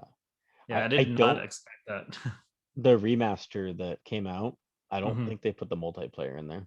Yeah, I And don't think so either. I that's haven't bought it yet, but I there was haven't a either. bunch of people that were bummed out about it. So I don't know. Hopefully, eventually they'll just add that on somehow. Yeah, hopefully it's a patch coming up. Yeah, Yeah, heartbreaking to know that they didn't add it. Like there's no yeah, reason for it to not be on there. yeah, Like literally no reason. That should have been on there day one. yeah. They would make Uh, so much more money if they hell yeah. they I had probably that would have on for bought it sure. already because there were Yeah, times where I thought about buying it and I was just yeah. like no, like I still have like, Hmm. Persona 5 to finish or Persona 5 Royal to finish. Like that game's been Yeah, out for a year at this point. Like I'm still like, halfway through it. Like I need to yeah, finally finish it. Like there was that and something else that I was playing. Oh, Returnal. Like I'm still yeah, like playing that. Like, plus I have like a bazillion comics to read. yeah. Same. I was like, I can't justify, despite a remaster or not, buying it, like and Hmm. like I'm not gonna play it anytime soon. Yeah. Oh, plus I'm trying to beat Hades as well. I haven't played it in a while, but I'm trying to beat Hades as well. Oh, The gotcha. game's great. If I played it more, I probably would have put it on this list. Nice. But yeah, Yeah, I think I think I played this for at least a whole year, yeah. like in and out. Oh, yeah, what I was saying was, uh, for me to put Mass Effect on my list, I would have had to put it as like a series, as like Yeah, Mass Effect, Mass Effect 2, Mass Effect 3. yeah, as a And whole. I wouldn't have wanted to do that on my list twice. Yeah, I wouldn't have had to want to like do like a multi-game twice. I did it once and I'm okay with yeah, that. But yeah, no, the yeah. Mass Effect series though. That's why I chose Mass Effect 3 like Story. on its own. That's the Mass Effect game that I spent the most time in. It's funny because story-wise, worst Mass game Effect. of the Oh yeah, series. Mechanically, by far the best. yeah, By far the best one. The first game, opposite. Story wise, actually, I take that back. Story wise, one of the best, but yeah, mechanically, terrible.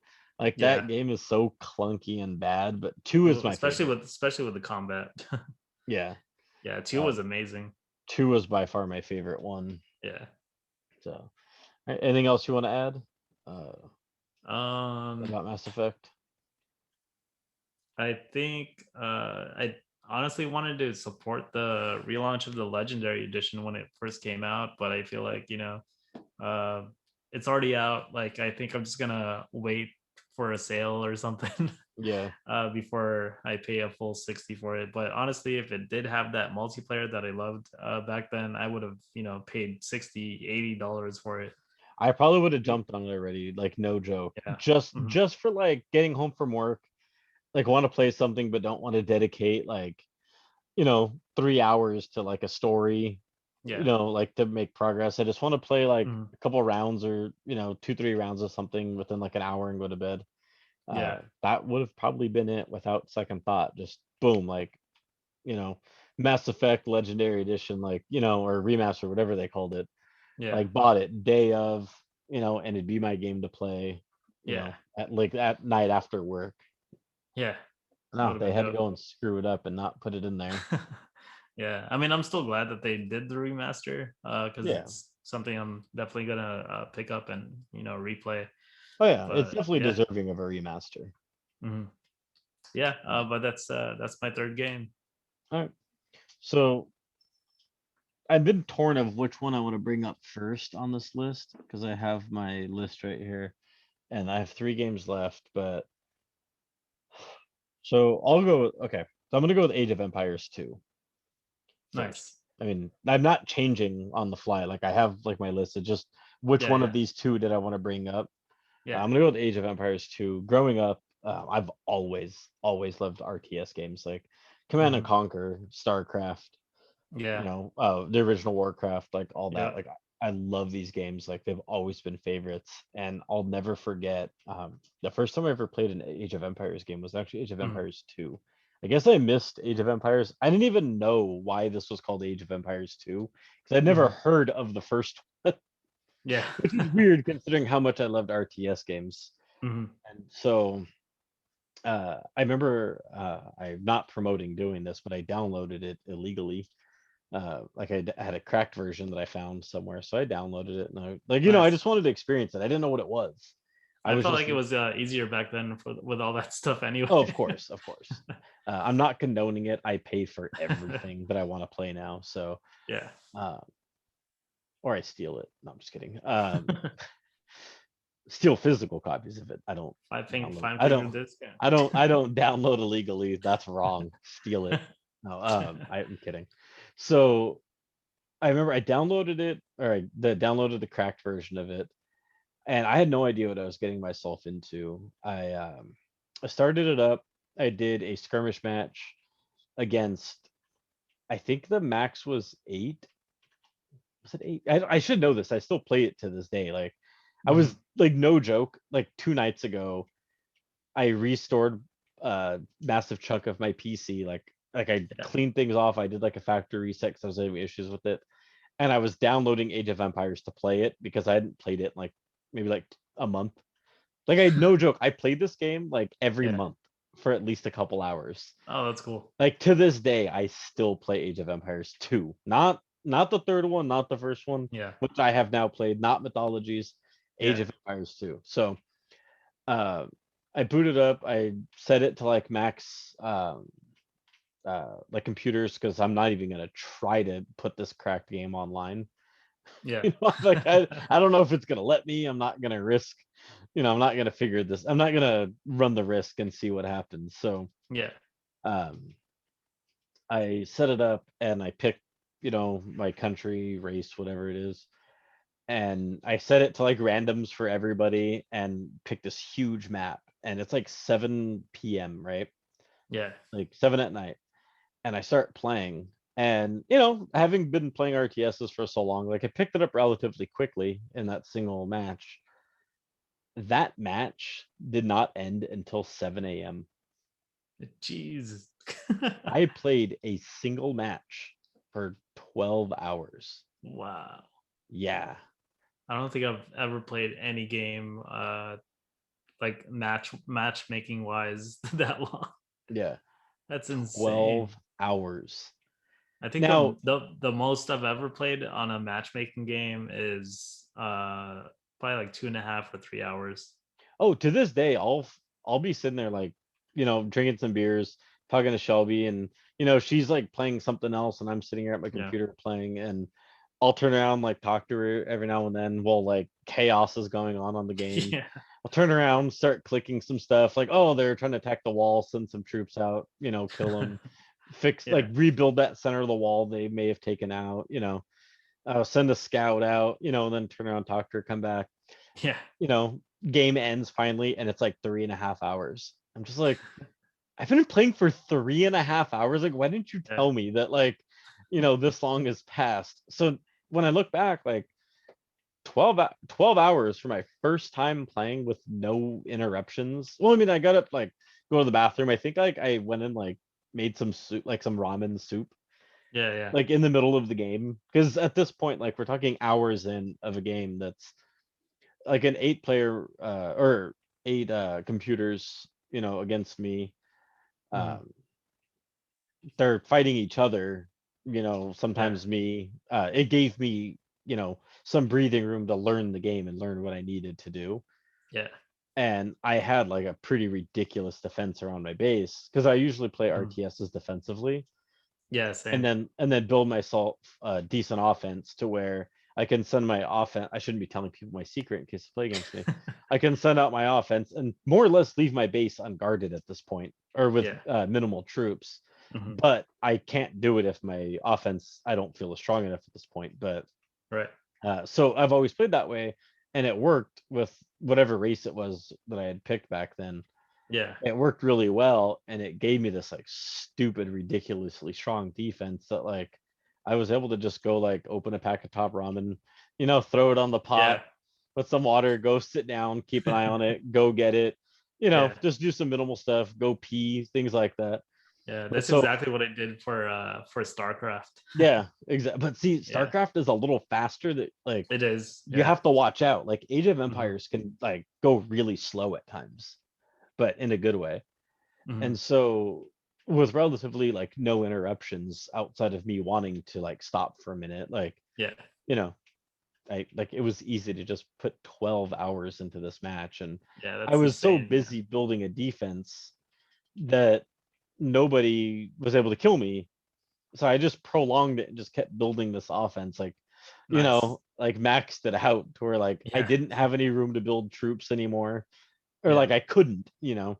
I had all the resources, and I would just take out like one army at a time, Yeah. and then, oh, I lost some, then I just sit there and just rebuild all my troops to max, replenish everything, like stuff like that. Go search for more like ore and, or like, like gold and Yeah. copper, silver, or whatever, like, or rocks, like all that stuff. Like I would just do all that. Yeah. And yeah, it was something like 12 hours. This reminds me of that saying in StarCraft, like need additional pylons. Yeah. Exactly. We require more minerals. Yeah. So that's like I need a shirt that says that. Like that's like Yeah. RTSs have been such a huge part of my life. I And love RTS games. yeah, and I back in kind of wish 2000. oh, go ahead. Oh, Sorry. no, go ahead, go ahead, go ahead. I was just gonna say, like, I wish I had like I wish I continued PC gaming because I love RTS games and stuff like Yeah. that. But I just, didn't have the money back then Yeah. to get into it, unfortunately. So I was always if I ever got a chance to go to any PC cafes and stuff, that's where I would play them. Oh yeah. They're good, to play there because there's always somebody there who plays an Yeah, RTS, and you can yeah, almost definitely. always find somebody to play against while you're there. Yeah. But so back in 2019, when I was working, or I just started back at GameStop for the second time a Mhm. couple months or less than a year prior, and I was transferred to another store. Turned out my boss there loved Age of Empires 2, Oh, nice. specifically 2, not Yeah, just Age of Empires, that whole spiel I gave. Age of yeah, Empires 2. And I was like, no way. Like, I didn't think anyone else loved this game as much as I did. Like, this is right. crazy. Turned out her boyfriend also loved Age of Empires 2, unrelated to each other. Like, Oh, wow. they liked this game before they had even known each other, or loved this game before they'd Mhm. even known each other. So Yeah, it turned into like a thing that we would do. And so like that got me back into the game again. And yeah, they had put it on Game Pass for yeah. PC. I was like, hell yeah, like the definitive edition, like, Sweet. like cleaned up, like a remastered version of it for free. For Yeah. free. So like that just like re-sparked my love for Age of Empires, just having like people to play with again. Or finally, Yeah, because back then, like I only ever played it by myself, like just yeah, against computers, like different races, different difficulties, different yeah, maps, like teams, no teams, like every combination you can think of. But I yeah. had never got to play it with other people. Oh man, And I feel so, like this is a game that I would like, you know, but probably yeah, just love it just as much as you do. oh, it was so good. Like Yeah, buy a PC like tomorrow and I start know, right? playing. Yeah, it was so good. Like I just love Age of Empires too. And I've played all the other ones, and I'm excited that they're doing part 4 now. It's Hmm. supposed to be coming out fall of this year, but I can guarantee you what's going to happen. I'm going to buy it, I'm going to install it, I'm going to play maybe like a skirmish or two, I'm gonna Yeah. shut it down and I'm gonna And boot go up Age back of to Empires yeah. 2. like, we can get to Age of Empires 16 and I will still play a couple matches, turn it off, and boot up Age of Empires 2. That game to me is gonna be one of those timeless games the rest of my life. Yeah. You know, it will carry with me to the day I die as like Yeah. one of like my favorite games of all time. Yeah, I feel like that with StarCraft, the first one Yeah. for sure. Cause As far as dude, honestly, like me and my friends, or I think yeah, me and like three other friends played it last year during quarantine for like maybe a nice. month. That's awesome. I wish you would have Yeah, told man. me I know, because I have right? it. I have actually I'm missing is it Wings of Liberty, the third expansion? Yeah. Yeah, because it was StarCraft 2, Heart of the Storm, or Mhm. Heart of the Swarm, and then Wings of Liberty, right? Yeah, I think so. Is that right? 'Cause I feel like it's not. I've only really played the first one, so No, no. Wings of Liberty is the Terran one, I think. mm. What's the Protoss expansion? This is gonna bother me. For part three, Star No, Wars or StarCraft 3, StarCraft 2. StarCraft 2. Wings of Liberty is the Terran one, I think. Oh, Legacy of the Void. That's the one Mm. I don't have. So I Oh, own okay. StarCraft 2. Well, Yeah. it's free now. Wings of Liberty. Unless that's the name of the base game, I can't remember. That Legacy, or I'm sorry, Heart of the Swarm, and then Legacy Mm. of the Void is the only one I don't own. Oh, okay. But I own everything else for it, as well as Yeah. the first StarCraft. It's Oh, free nice. on BattleNet, so Yeah, that's how we were able to play it just yeah. randomly for Damn, quarantine. I wish you Yeah. would have I hit wish me I up would have about it. known. Yeah. Yeah, Yeah, damn. once I get a PC or a laptop even, then we can game on some RTS. Hell yeah. Get you some Age of Empires too. Yeah, I'm down. Show you what a real RTS is. With that, Honestly, my I think my very first RTS was Warcraft. nice. Yeah. So the very first RTS I ever played was Command and Conquer Red Alert 2. Sweet. And then the second one was Warcraft 2. And then was it Tiberian Sun or Command and Conquer Tiberian Sun? And then I can't remember. It was either Warcraft 3 Hmm. or Command and Conquer Generals, whichever one came out first, and then the other one. So like I was Oh, playing them gotcha. all as they were coming out, and somewhere in there, StarCraft, Yeah, yeah, yeah, StarCraft. Somewhere, you know, it's all a blur of when these things came out back then, yeah. because even to this day, I will Mhm. still play Red Alert 2. Like I Nice. have the whole collection on Origin Yeah, for it's like 17 games or something yeah. for all of the Command and Conquer games. So to this Oh, that's day, pretty like I cool. will still just like boot it up and sit there and play it Yeah. because I love it so I'm much. trying to remember too. Was do you remember if Mech Warrior was a RTS game? I 'Cause don't remember. I played that, but I just for some reason can't remember if it was RTS game or if it was a simulation game or something. I don't think I ever played Mech Warrior. It sounds like Oh, it'd okay. be more like Armored Core or like Yeah. what was that other one? The one by Kojima. Zone of the Enders. Yes, like Zone of the Yeah. Enders or something. That's what Mech Warrior makes me think of. Ah, Like Zone of the Enders or like Armored Core, which was actually yeah. from Software, the guys who made Dark Souls. Oh, no way. Yeah, how I've weird never is known that? that. Yeah, Yeah. I never made that connection until a couple years ago. And I Oh, was just okay. like, wait, like they're the ones who made Armored Core? Like how are these so good and Armored Core sucks so much? I don't like Armored Core, by the way. If you couldn't figure that out. But just to touch on this last thing before we move on. Yeah.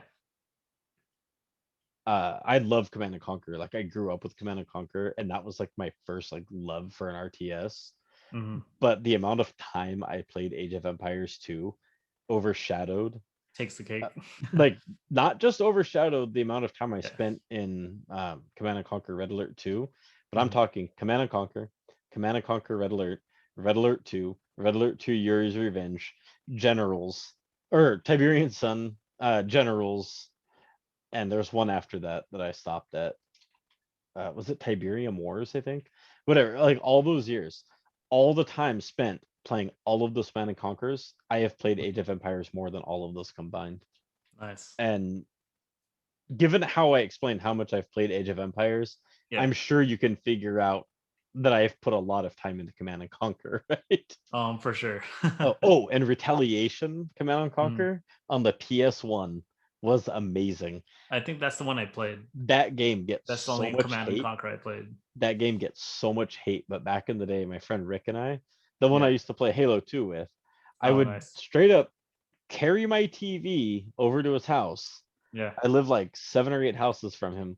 I would carry my TV, take it, set it down, walk home, grab my PlayStation, my controller, and Then Red Alert 2. you'd walk like with your TV. Oh, it was only 8 Yes. houses. It's not too Yeah. bad. But these are back old tube TVs. This isn't like some, slim, like, LCD TV I could just tuck under my Yeah. arm. Like I was carrying this Yeah. like huge, like 50, 60 pound TV over to his house. We'd set it up and we would turn one TV because he had 2 beds in his room, like one on each Yeah. side, because his brother would stay there sometimes. Yeah. And so, because it was like his grandparents' house, we were young. It wasn't Yeah. like we had our own places or anything.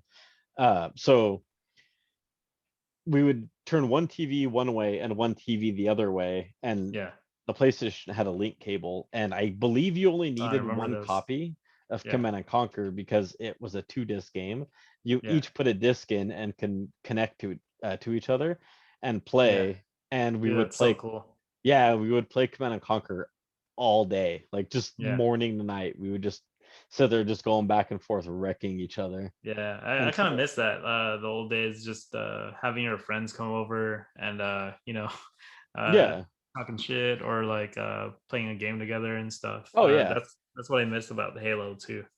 Oh yeah, that was so fun just being able to do that back in the day. Yeah, and you And had to so carry your TV and make your own LAN party. exactly. But that Yeah. spawned my love for RTSs, was being able to do that and just playing like all those old games back then. Yeah. And I actually will credit my friend Rick if he's listening or ever listens to this.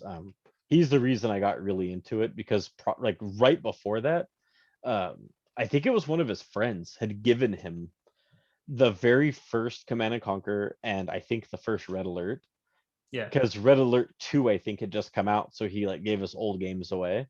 Yeah. And that was the first time I ever played a Command and Conquer game, or any RTS for that matter.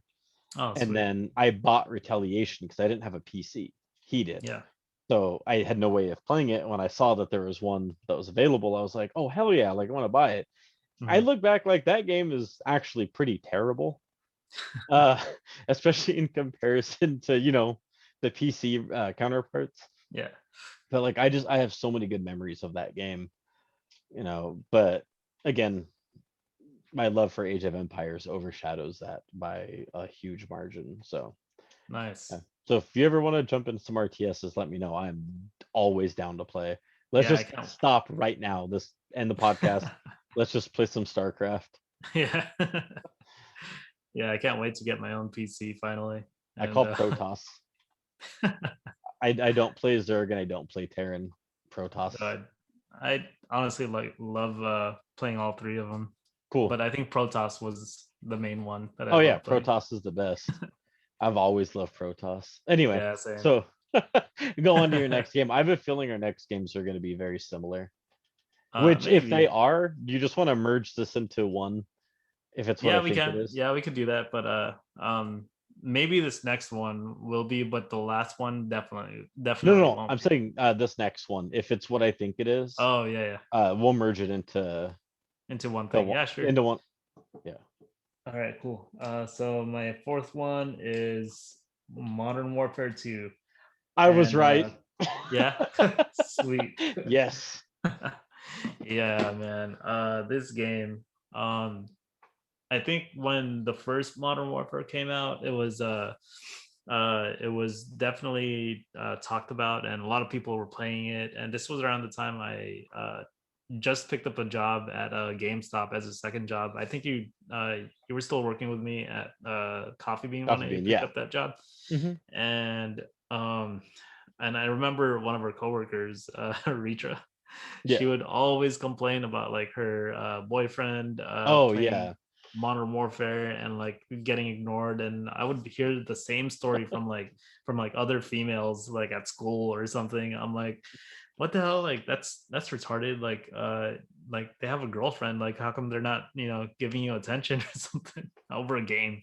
Yeah. And I just kind of like blew my mind. So I was after Modern Warfare 2 got announced, and we were doing a launch for that. And I think our store, Bernadette had us.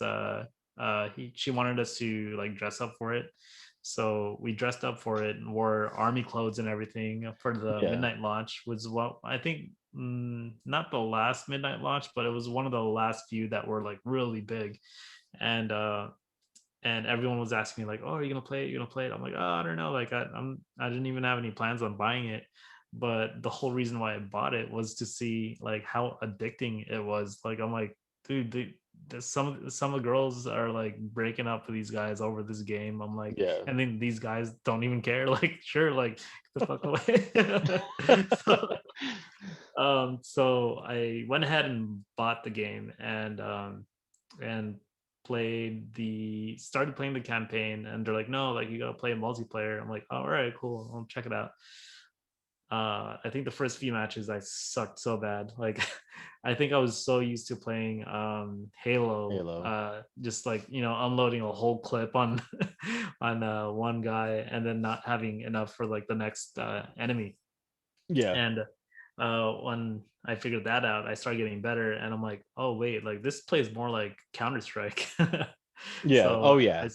yeah, so I started playing that, and I'm like, but like just how the game was created, and how the hit markers hit, like when the, you know, when bullets get contact with the enemy, and the whole concept of like having kill streaks and like having these kind of like abilities or perks to activate when you get a certain amount of kills in a row.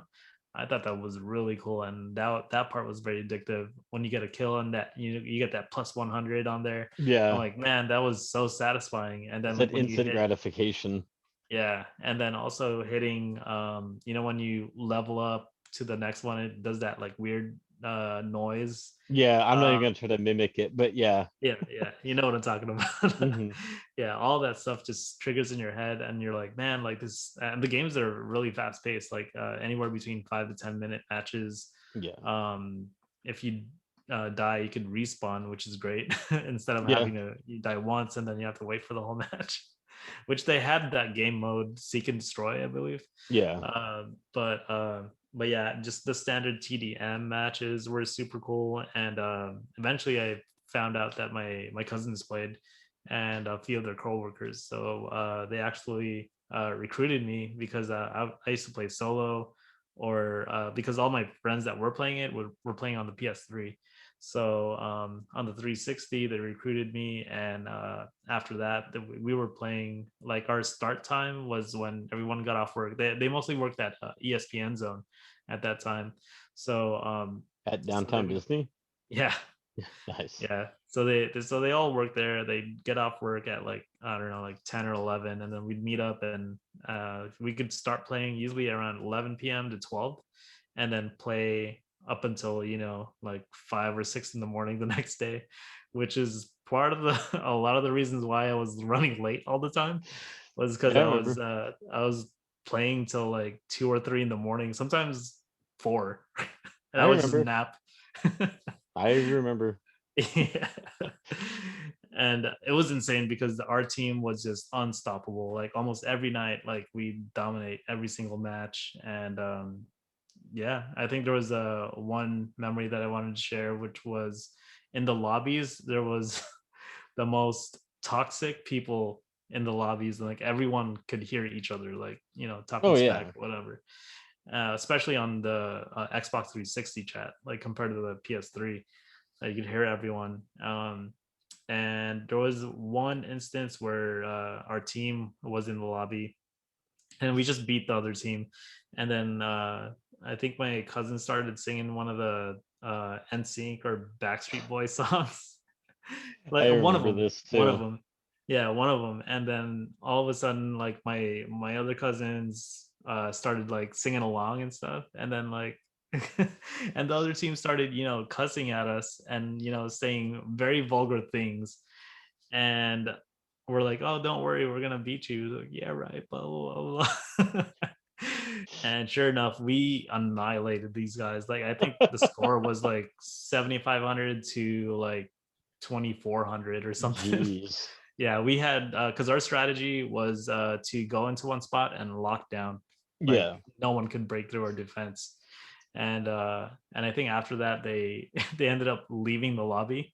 But the thing with Xbox 360 is you could look up one of the players that you just played with Yeah. And join and their jump. lobby. Yeah, so we hunted these guys for like 3 matches, and they stopped their shit talking for like right after that. Like they couldn't say jack squat. That's awesome. So the reason I'm gonna merge these two, as long as are you okay with it? Yeah, that's Because completely we're gonna fine. really have the same conversation, Yeah, even though they are different games. Mine is Black Ops 2. yeah, And nice. like I said, they're different games, but the same game. And anything you're gonna explain, I'm just gonna explain, with my own That words. was by at that point it was Treyarch, right? Treyarch, That yeah. So two different dev teams, but the same publisher yeah. and the And I think same Modern Warfare series, 2 was do you remember who Infinity Modern Ward. Warfare was? Oh yeah, Infinity Ward. There you go. Yeah, it was Infinity Ward, and Yeah. then right after Modern Warfare 2 was Black Ops, and then or the first Yeah. Black Ops, and then Modern Warfare 3, and then Black Ops 2. Modern Warfare 3 Yeah. sucked. Yeah, it was Sorry. definitely wasn't as good.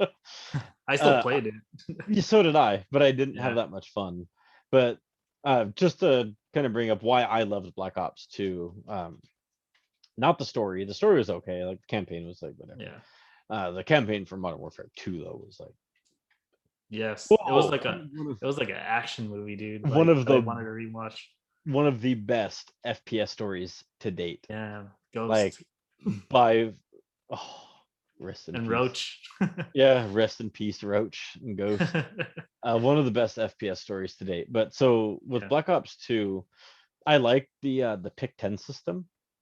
And I know that was in the first Black Ops. The reason I don't credit the first Black Ops, that was right around the same time I was having those internet issues where I never had a stable connection. I Yeah. couldn't guarantee. So I owned it. I'd play matches when my internet was stable enough. But by the time Black Ops 2 rolled around, um, I had a full stable internet. I was good, on launch day and for almost a full year after that. It was pretty much the only thing I played, really, to be honest with you. Like, I got so caught up in it, and I was never really good at Call of Duty to begin with. Mhm. I dominated in that game by myself. I didn't even need a team. I was so good, it was unfair. I will never, ever, ever talk like I'm good about any other Call of Duty game, Yeah. but Black Except for Ops that one. 2, I was untouchable on It was most your of them. jam. Yeah, like I was it the I think it was the SUVAS sniper rifle. Mhm. I think it was that one. It was the one that no, that wasn't it.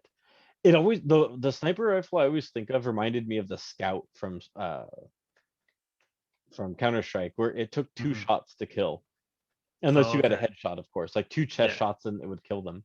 Mhm. And you can literally fire them like that, like just back to back. And Like snapshot. yeah, and I think you either had to reload after that or it was like 3 or 4 rounds, but you didn't have many shots to get off. So Mhm. I would drop a bouncing Betty. You remember the bouncing Betty? Bouncing. Yeah, those are great. I would drop a bouncing Betty anywhere on the map where I had a full wall on one side Yeah. that let me see out into a choke point, but 1 to 1.5 of my sides Mhm. were completely protected. So if like all behind me would be protected, nobody can sneak up behind me. This way, maybe like to my left, say like a majority would be like protected, but at some point it would open into like another area, or somebody could Mhm. come around. That's where I would drop the bouncing Betty. Then to my right, it would maybe be like a small little like hallway or something that would lead into like a big open area where all the action was. Yeah. So I knew I wasn't safe on that side. So I would also drop a bouncing Betty, but I would patrol a whole section of the map, like going back and forth, pretty much from bouncing Betty to bouncing Betty. Yeah. And I would just rack up kills because some idiot would run into one bouncing Betty, and then I would just go over to the other side, Yeah. and then I would like watch that and kill people and get them to come after me that way, and then go back to the other side. They'd hit that bouncing Betty, so then Yeah. they'd come around to the other side, and then I wouldn't have any more at that point, but I would Yeah. usually rack up a good chunk of kills Yeah. just patrolling like I wouldn't camp by any means, but I would patrol probably a good corner of a map, but I would Yeah. always find a specific corner on every map that I played on that I could do that with. And I would get so many messages or so many people in lobbies like yelling at me. And the one thing that I always loved, keep in mind, I'm using a sniper rifle, right? Yeah. I would have people call me all sorts of things that I'm not going to repeat because I hard scoped. And I'm like, think about this, dude. You're mad because you got hard scoped. You're saying I suck, but I took the extra time to fully look down my sights and kill you. Yeah. Like, you had all that extra time while I was spending, the extra second that it takes to get Yeah. you in my view to take my shot. And I'm using the weakest sniper rifle that takes 2 shots. And I still got you and you were only 5 feet from me. Oh Or like, yeah, a man. few feet. Like I was within kill range of you and I'm using a sniper rifle and still got you. People would get so mad in between games at me Oh yeah. because of that. And I had so many people like block me like on messages, like just talking trash, like just like the amount of hate I generated in that game. Like I Yeah. fed off of it, and I think that's why I kept playing it, was just to see all the To salty trigger people. people. Yeah, because I was so good at it. Like specifically, the map that was firing range in the first one, so it was Studio in Black Ops 2, Vertigo. It was one of the DLC maps. Mhm. I think it was called Vert, which was a skate park map, and Yeah. there's one other one. What was it? There was another map on there. I can't remember what it was. It Raid? No, not Raid. There was another map. I can't remember the name of it right now, but there were roughly 4 maps where I can do that same setup and nobody could touch me. Like I Nice. would have multiple kills on all my kill streaks before anybody got to me. Yeah. And it was ridiculous. Like I would rarely go like 20-0 or something like that, and Mhm. but like so people would always like eventually get a kill on me, but I always got my kill streaks no matter what. Like I was always able to Like the pull full something set. off. Yeah, and in between matches, sometimes I would leave the lobby because I was like, I need to record this game before I forgot and get like that highlight reel, Yeah. because Yeah. they were so good. Like some of the highlight reels that I had saved on my PS3 Mhm. were amazing. And just, Yeah. I would sit there and just watch my own highlight reels because they Oh were yeah, so because funny. yeah, Just to watch people get wrecked. dude, I wish they had that for Modern Warfare 2 Yeah. back then. There was so many good plays that we did. Oh yeah. Like I loved Modern Warfare 2, and the reason I won't put that on my list over Black Ops 2 is, part of that I didn't have the stable connection that I wish I had, Yeah. but I played the Spec Ops for that so much more than Oh yeah. anything. The And Spec part of Ops it, was fun. yeah, part of it had to do with not having the internet but wanting to play. So Sam, you remember Sam? Yeah, I remember you guys would like come to work, get your coffee and go back to your place and Yep, play Spec Ops. yep. We would just play Spec Ops all day, and Yeah. we would just try to was it 3 stars or Mhm. 4? Was it 3 stars? Yeah, I think it was 3 stars. we tried to 3-star everything, and we got Yeah. really close to 3-starring the That whole Spec Juggernaut Ops. one, dude. The one on it was the favela. I can't remember the name of the map for it was called favela in multiplayer, but Mhm. the one it was like Cristo something, I think. Mhm. You know what I'm talking about? Yeah. I think it was Uh, that I one forgot what it's called, but yeah, I where know which one you're talking about. we got really close to 3-starring it, but the Juggernaut at the end just kept wrecking us. Yeah. But the the It Spec just Ops. didn't That have was my enough thing. flashbangs, you know. I know, right? That's really the only way you can kill those juggernauts is right, just to Mhm. like chain flashbang them. Yeah. Yeah, but no, that was by far my favorite part of Modern Warfare 2. But I did, Mhm. I did get in on the multiplayer action. Yeah. And what got me into it was actually you. It was your birthday that year, Yeah. and you invited me over, and you're like, "Oh, we're just gonna like game," like I think Mhm. you and I had only known each other for like a year at this point, Oh, okay. and had like barely hung out a couple times. Yeah. And I was like, "Yeah, I'll go to your birthday," like you live close, whatever. So I showed up, and like Yeah. I think that's the night like I met Peter. Yeah. So uh you guys were playing Borderlands. It was the first Borderlands came out, Oh, and I was okay. like, man, this game sucks. Don't get me wrong, I love Borderlands now, but at the Yeah. time, Yeah. watching two people play Borderlands is already not Yeah. fun. Yeah. That's a game you have to be playing to enjoy. But Yeah. watching two people play Borderlands split screen on a small TV is even worse It because is. That's I had the GX TV back then. yeah. And the menu, I believe it moves because when it splits, you can see my hands, right? Yeah. Sometimes I think you'll only see like this much of the map or the menu. Yeah. So you have to like move it like that in frame. And every time I think you pause it or bring up the map or the menu, it does that again. Yeah. It was something like that. And I was like, man, this is really bad design. Yeah. I didn't understand what the appeal was. Mhm. And I was just like, this kind of sucks, but like whatever, I'll just tough it out. And Yeah. then you guys booted up Modern Warfare, and I was like, oh, Yeah. I've heard about this. Yeah. I've heard a lot of fun, or that it's a lot of fun. And you guys were playing the one where somebody's in the not the AC-130. The AC-130 is the plane, right? And the yeah, the you're talking about the chopper The gunner, helicopter, I the think. chopper gunner. Yeah, Yeah. and one of them's on the floor and has Yeah. to, or on the ground and has to like run from one house to the house across the street, Yeah. run to the next house, and then I think you have to book it across the street again Yeah. until you get to the To like the the burger restaurant, I place. think. Yeah, Yeah. and you have to make it to the top to get rescued. Yeah. And I was like, this is the most amazing thing I've ever seen. Like somebody's literally in a chopper gunner just Yeah. shooting people. You're Yeah. trying to like get like to the other place like tactically, like or Yeah. like stealthily, and you know, and then you have to go through like that, like not the hallway, but like the alleyway. Yeah. You know what I'm talking about? And come Yeah. outside around the gas station, Yeah. and like just watching like how like smart you had to be about everything you did. I Yeah, was like like, the this is timing. yeah, I was like, this is so cool. Like, I love this. Yeah. And that's actually what made me buy the game was the Spec Ops. And then I Oh, nice. bought it and I started playing it. And Yeah. then doing the sniper mission, Mhm. the one that's outside that starts with like the freight containers. Oh, that You know was what I'm so talking much about? fun. Yeah, yeah. That oh, and then you get to the end with it's like a tower. I think there's like a guy up top, Yeah. and it's like right before the end. Yeah.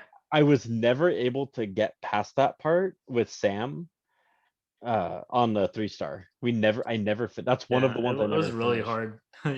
Yeah. Because and we never did it because he'd always because there's a point where I think it's like two windows cut out in like a barn, and there's an enemy I think on each side, and you have to kill Mhm. them at the same time, and he would always Yeah. either shoot early or shoot late, and we would alert somebody, and then once you alert somebody, it's Yeah, done. it's game over. Yeah. Yeah, and because that one you had to be 100% stealth, like Yeah. you couldn't. And then the part with like the tanks, like the tank Yeah. graveyard. Do you remember that? Yeah. And I think for every star, another one or two more snipers ended up on there, Yeah. and it was really hard to find them and pick them off without getting killed. Yeah, it But was. yeah, oh, like I love that so much. Like that Yeah. was if I didn't if I played the multiplayer even just like a little bit more than I had actually got to, I Yeah. think between that and Spec Ops Modern Warfare 2 would have like definitely been on my list. Like Yeah. hands down, like no question. Like I would have just it completely ignored Black Ops 2, you know. Yeah. But Black Ops 2 made my Nice. list for the reasons I said. Like I was Yeah. just so good at it over that time, but it didn't offer anything as good as Spec Ops because the zombies were fun, but it wasn't Yeah. my main appeal. Yeah.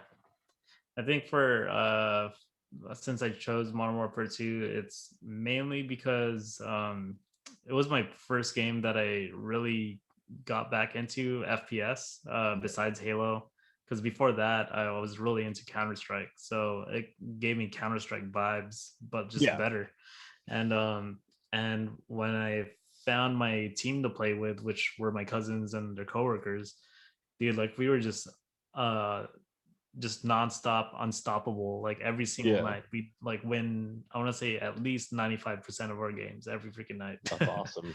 It was ridiculous. And one of the funnest things, since our strategy was to hold the spot in every map, uh I was the only one flanking, like I was the only one willing to, leave Yeah. my area.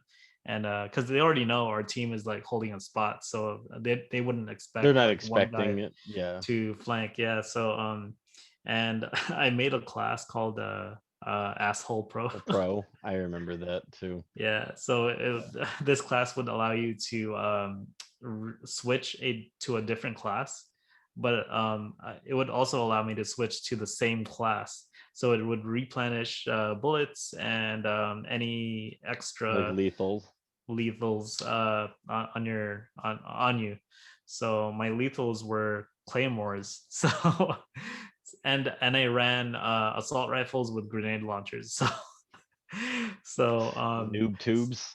yeah, exactly. And I got so good at noob tubing that it was just so annoying for people. So and the kill streaks that I ran were sentry gun, uh care package, and emergency airdrop. So so when I would get those, I would choose a section of the map where my team was, and block it off, put a defense on it. So I would get the claymore on one spot and then a claymore in another spot. I'd kill someone, I'd replenish my claymore and set another one Yeah. there. And then once I get my sentry gun, I set it in that spot, so now I could set that claymore somewhere else. So I would set it to where they are trying to destroy my sentry gun, Yeah. and it would get destroyed. And then sometimes I get lucky and I get another sentry gun. So I would have two sentry guns there, and block the way off where they're trying to maneuver to destroy the sentry gun, and just put claymores there. Couldn't touch me. Jeez.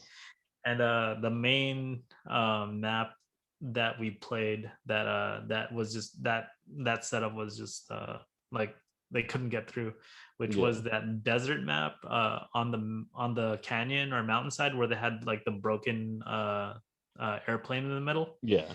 That one. So I would noob tube from the top of the canyon, since they're trying to figure out a way around it instead. And then like, I remember one player getting super upset at me. They're like, "Oh, you're just a noob tuber. You can't freaking shoot for crap or whatever." So I'm like, "All right." Like he called me out on it.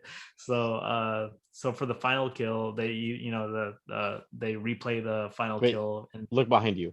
Is that the map you're talking about? yeah, is that one?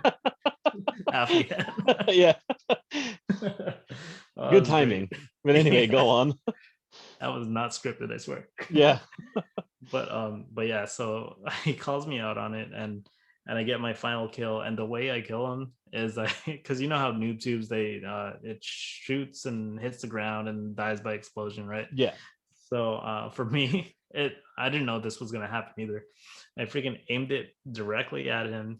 You see the noob tube, like when you shoot it, like the camera goes with it, like a Yeah. like a GoPro, and it's spiraling through the air like super far away, and just you see it hit the same guy. Like he dies by impact. It doesn't even Yeah, it doesn't explode. explode. Yeah, it like it like hits him, and you see the noob tube just like the bullet like just fall down the floor.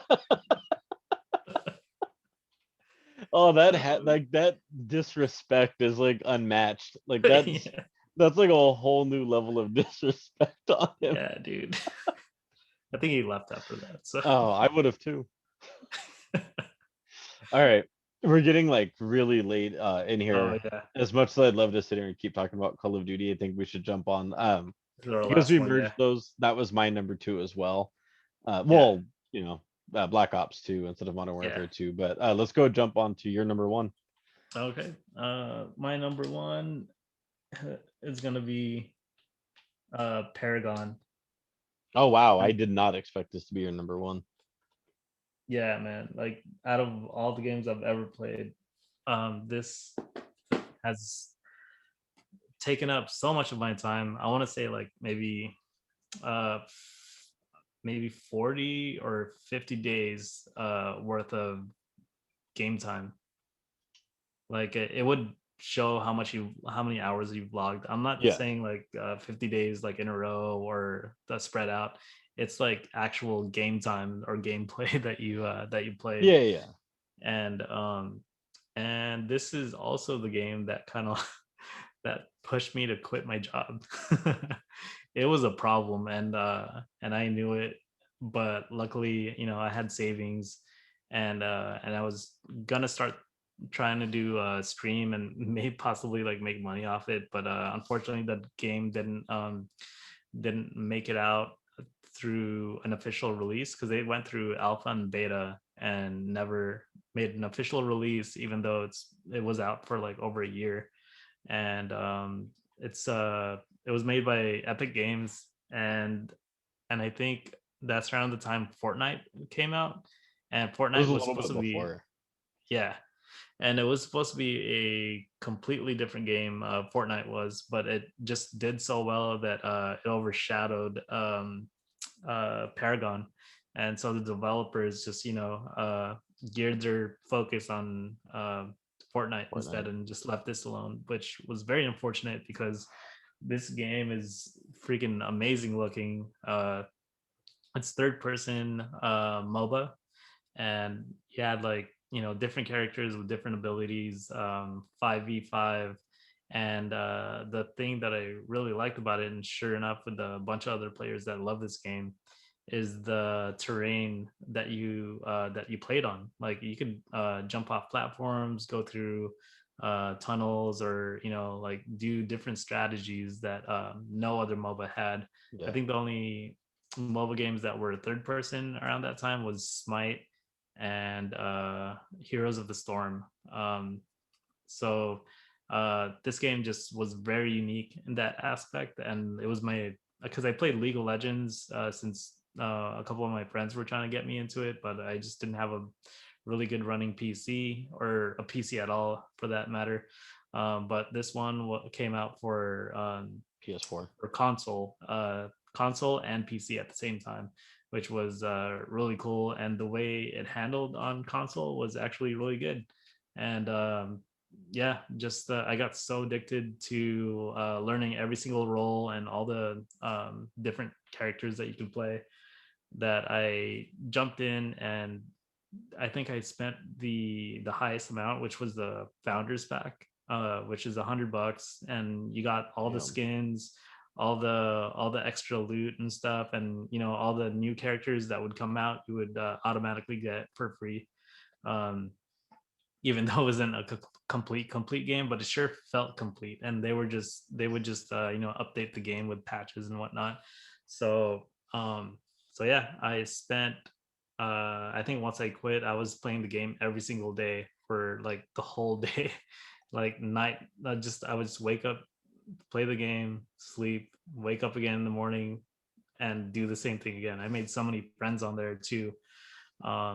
And unfortunately I didn't get it. I even bought like streaming stuff and streaming gear to finally do it, but I never got around to it because my roommates at the time slept during the times that I would play, so I didn't want to bother them with that. But yeah, just to cut it short, just the graphics, the playability, the just the replayability was insane. So so yeah, that's that's my number one game that I wish would come back. But I think since they um, shut down the whole game, they released Epic released their resources and made it available to the public actually. So there's a bunch of other developers that are trying to kind of like remake the game or make it different, or just bring the game back. And hopefully we're getting one soon. And I think the two companies that are trying to battle it against each other is either fault or predecessor. They're trying to work into getting the game back on console, and it's gonna be Nice. different, but it has like similar characters and stuff, so, which is really cool. So I played this game a little bit, and Yeah, honestly, I wasn't a huge fan. I remember I got a what was it? Because you couldn't buy it, I think at a decent price. Like you had to buy yeah, like a founder's edition, or you had to yeah, buy like an upgraded version. Like there wasn't just like a yeah, $20 game, you know. yeah, You know what I'm saying? Like it wasn't just like any other MOBA where you can like play for free or buy like just the intro one. Like you had to buy like one of the more expensive packs. yeah, And I think the one you bought came with like a couple free passes yeah, to get people into the game, and you gave me one of them. yeah. And not gonna lie, and no disrespect to him, but one of the people who made this game like really unenjoyable for me was John. Um, Oh yeah, yeah. and I could definitely see that. and let me explain why, because I'm sure maybe someday he'll hear this, and I want him to know I say this out of respect. He's a perfectionist, Yeah, and if you're not on his level, yeah, he doesn't get frustrated, but he no, will have no problem leaving you behind. yeah, And if you get left behind in this game, you're not contributing anything to your team, and you yeah, look like a fool. Like, not like yeah, he's doing it on purpose. He's just going to go push, and he's going to go take care of what needs to be done. yeah, And you're just going to be left trying to figure out what you're doing. So he yeah, made it really hard to play with, yeah. but playing by myself was just not enjoyable because MOBAs Mhm. are typically not enjoyable by yourself until you've hit a point where you know Yeah. what you're doing. Mhm. So they're best to jump into with friends, you know, and learn Yeah. the game. But you guys are already like months ahead of me in Mhm. this, and I could not keep up with him. You know, you Yeah. like on the other hand were very patient with like helping like teach me things and getting me better at it. And I Yeah. just lost interest after like a couple days, like you know, Yeah. throughout like the month playing with you guys. You Yeah, know, because but I tried. like you said, like John's a perfectionist, so like it was very difficult for him to have the patience to train someone, especially for playing against PvP and Mhm. not just computers. Because Yeah. I went through that like really difficult, and John kept on telling me like, I told you like you're not listening, but you keep on doing it, and I'm like, you're I know you're right, but like I don't know what's not clicking in my head. But And that's so, the problem is you need to fail to get better in a game like this. Like you yeah. need to like keep screwing up Hmm. to figure out what you're doing wrong and find Yeah. out why you're doing it wrong, and Yeah. then you get better. Yeah. John, I don't know if he just like picked it up naturally or if he really played that much that he was like, you know, like he had already gone through that before like you had started playing, you know, or like I It's had because played. he used to play League Okay, see, I played before League, this, but so. very, very minimal Mhm. and never on like a competitive level. Like we would just Yeah. play like quick play equivalent, you know, with like friends who didn't care if we won or lost. Like we just wanted to Yeah. have a good time, you know. So I wasn't like a huge MOBA fan. Like I didn't have like a Mhm. lot of MOBA experience, and it just was like it was unbearable to be honest with you at Yeah. times. Like just to hear John just like get frustrated and just like, come on, Joe, like what are you doing? And he's not being an Yeah. asshole, but he's just like, you could hear the frustration in his voice, and he's Yeah. trying to, you know, trying to get you like to do things right, and he's just like, Yeah. go bottom, you know, whatever, like go through the, and you're like, dude, I don't even know the map, like I don't know what you're talking Yeah. about, like this is my second time playing, like you're talking to me like I've been playing like 100 hours already. Yeah, it's the same um thing. Like, if if like there's a player telling you like you're playing Call of Duty or something, Modern Warfare, and they're telling you like, "Go Starberg, go yeah. Starberg, cover my Exactly. back, watch my 20." I'm like, I don't know Yeah, what these terms mean. Like, exactly. But in regards to what you said, it honestly, it was in beta. It felt like a full, complete game. It was so yeah. polished, Hmm. and like I've played a ton of games that were in like the like open beta, where anybody can just jump in and play. And outside Yeah. of like Call of Duty and stuff, let's be Hmm. real. When those say like it's the beta, it's a demo.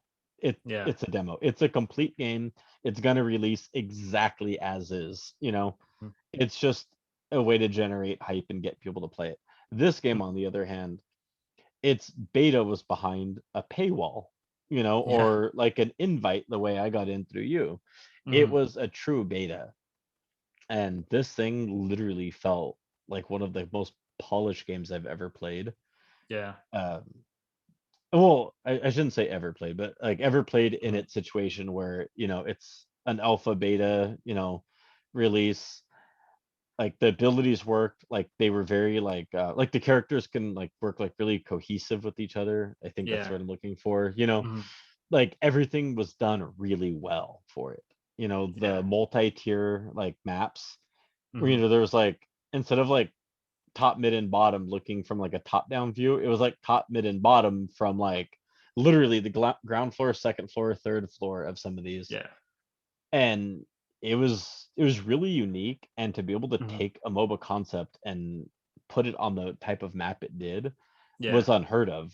And it Hmm. like they just did such a good job building the game, Yeah, and I think you know. that this like the fact that they use the concept as a third person Hmm. shooter, I thought that was Yeah. really cool because they took their experience from Gears of War Yeah. and used it to create a completely new genre for them to work on.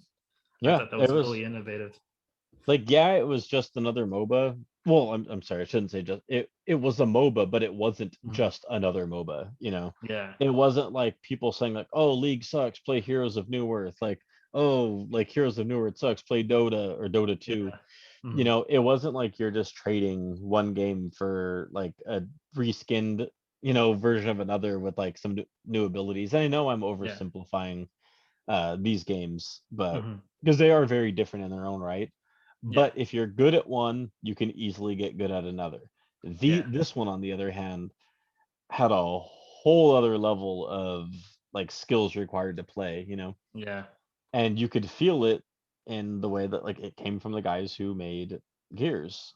yeah, And it's kind of a bummer that the game kind of got like eaten by its own company with Fortnite, yeah, on the horizon. And because this game was out like a year or two before Fortnite, but it's like yeah, it was in that weird like beta, like for some reason unreleased stage.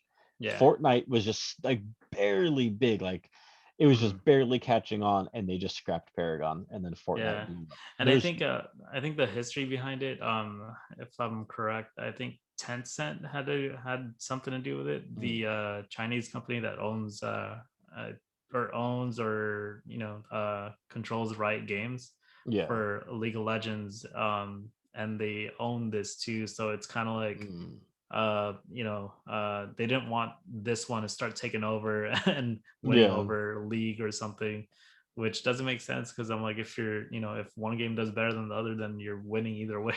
yeah. As long as both games are doing well, you're still winning. Yeah, so Uh, I didn't understand that. Outside of that, I can't think of another reason why this game didn't continue. Like, there's no Yeah. reason that you know like, yeah, like Fortnite can be big, League can be big, and Paragon Hmm. can also exist. Like Smite didn't go under because of these Yeah. games. Like Smite's still going strong. It's on its like Hmm. 20th season or something stupid. Like, it's still going. People still care. Yeah. It one didn't need to destroy the other. They could have all existed, Yeah. and like they all have their own reason for people to play them. Yeah. So I definitely will give some credit to Paragon. I just, Hmm. unfortunately, my time with it was not as enjoyable as it could have been. Yeah. Maybe partially due to my own fault. Like, I'm not blaming him, but like I could have Yeah. put Yeah. more personal time into it, Yeah. but I didn't. But again, it also came from the fact that I was like almost instantly turned off from the game. Yeah. But The players I in have, the mobile community could be very toxic. oh yeah, but mechanically, Hmm. visually, like everything, I have nothing but praise to say about Paragon. Yeah.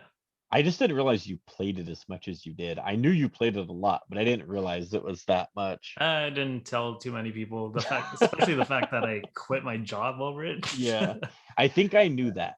I think I Yeah. remember you doing that, but I thought it was you quit to stream, not like you quit because you were just going to keep playing it, then Because decided to I stream. was addicted, dude. Like I Yeah. definitely had a problem. I didn't really talk to too many, almost nobody about my problem. Yeah. And I was like trying to figure out like what am I gonna do after I quit. Like, great, I guess get to play every day. All right. So, are you done? Yeah, I'm done. Well, speaking of addiction, my number one, Here we go. and I know you already know what it is. I already knew that that was gonna be on your list before the topic even came up. All right, I'll let you announce it then. So Joe's number one game that he's been addicted to and that has messed up his life is, well, World of Yes, Warcraft. World of Warcraft. That game has consumed more of my life than anything else. I think I have played this game more than I have breathed in air, if that is even physically possible. I have, okay, you were talking, you played Paragon for 50 days of Somewhere around playtime, there, right? yeah. Mhm. Okay, Probably have at least a so year on me. I went through the two main characters that I played. I should say three main characters that I played. I had a mage that I started with. I moved on to a paladin and then went on to a death knight. I have had other characters that I've played for long periods of time, but those are the three where I put in multiple years of nothing but playing these characters. When you're in the game and you type /played and enter, it tells you how many days you've played that level and how many days you've played since level one. I totaled up all of the characters, like those three, including like six other ones or something that I had played, and it totaled up to 365 days. So Jeez. an entire year of my life. I don't mean 6 hours a day. No, I mean Yeah, yeah. like like Actual 12 game time. a.m. Yeah. to 11:59 p.m. 365 days played across multiple characters. Damn. And I didn't count anything, I think that was under like 5 hours. I think I counted everything. Well, actually, no, I'm sorry. I I think I counted only max level characters that yeah, that's right. I think it was only max level characters that had over 5 hours played at that level. I did Yeah. something like that to where I would do the whole leveling process and an additional 5 hours. Mhm.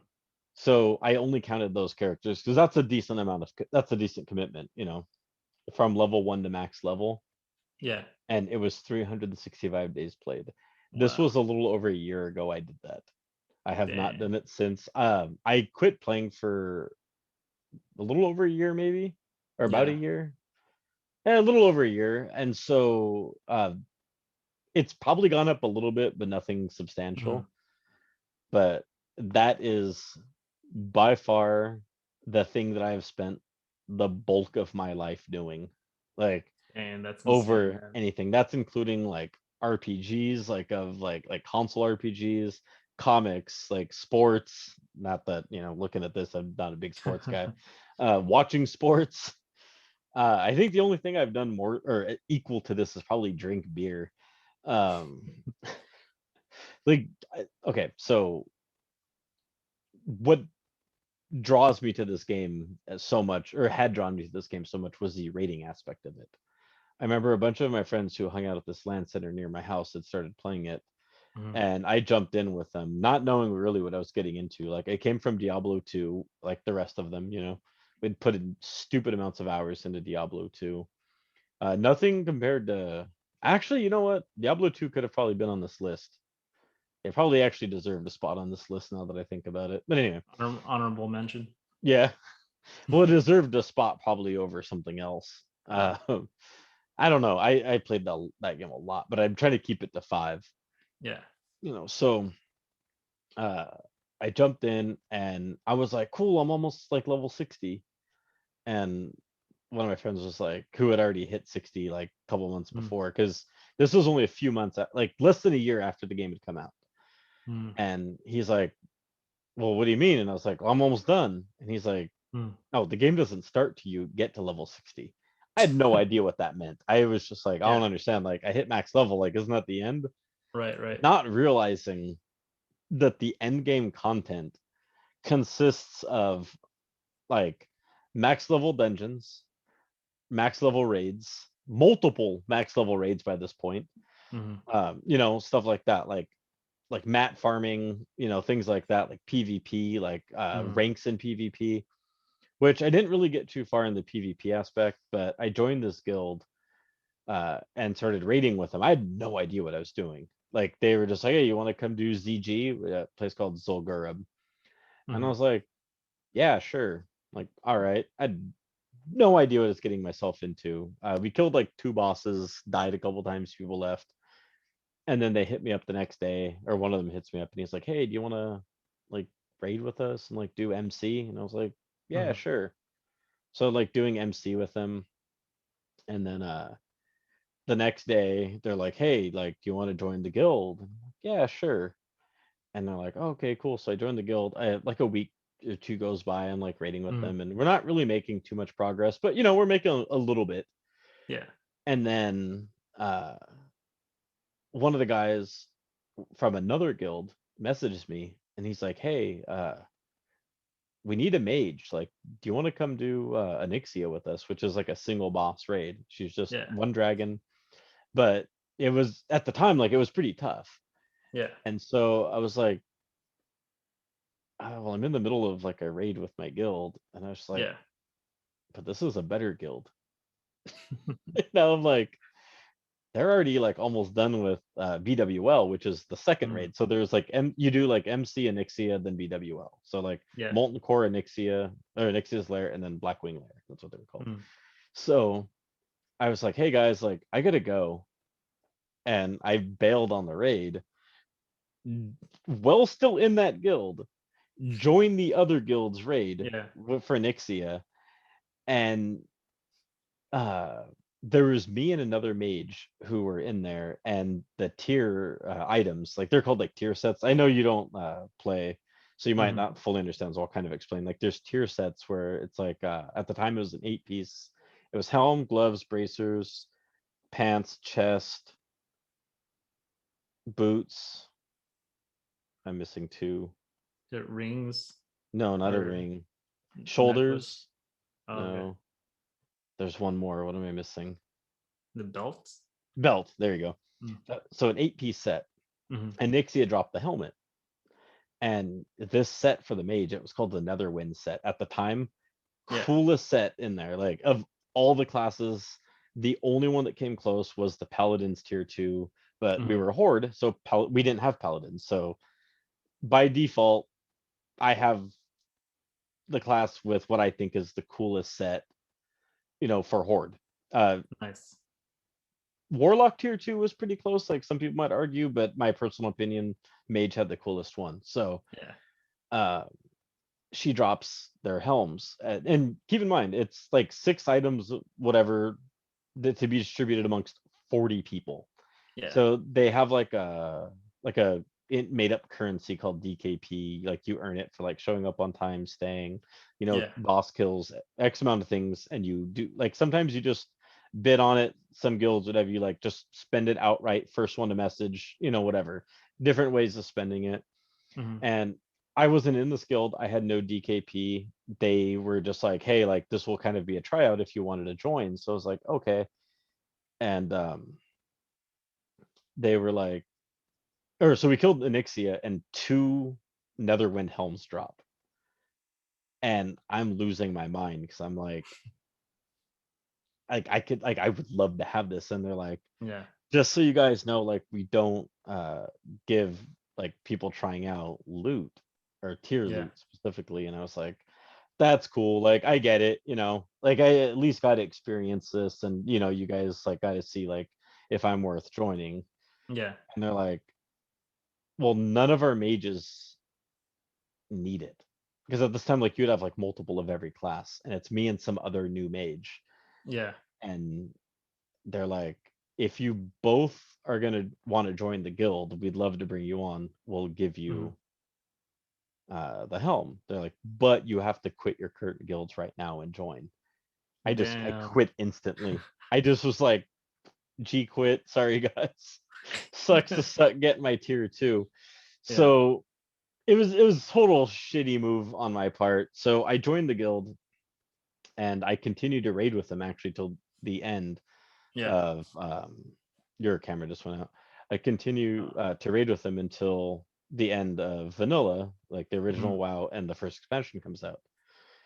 And we made it like pretty far. Like we made it through the last some of the last raid Nax or Naxxramas, which I think they say like Blizzard has said like less than 1% has ever completed it. We didn't Mhm. complete it. We killed a couple bosses, but getting into Nax was one of the hardest things because the requirements were a reputation that you had to do. You had to like grind out reputation for a faction, gold and like items. And the higher your reputation with Argent Dawn were, the fewer items and the less gold you had to, spend to get your like your access attunement. Mhm. And so we made it like just getting into that was already impressive enough. So I did it, and I got in, got to kill some bosses, check it out, and it was a great feeling. Like I love that. I had almost my full 2 tier set. The only reason I didn't finish it is the other parts never dropped. I never got to see them.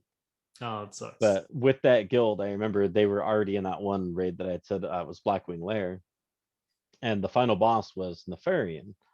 I was there for their first Nefarian kill. So they had already finished every boss up to him, and they were stuck on him. And when me and that Mhm. other mage had joined, we were actually there and I got to take part in the kill like a couple weeks later with them. Yeah. And then we moved on to Encourage or AQ40, and then so on. We got to Nax, and then the guild just like completely got destroyed because like right at the end of the expansion, this was the stupidest thing because the expansion was over.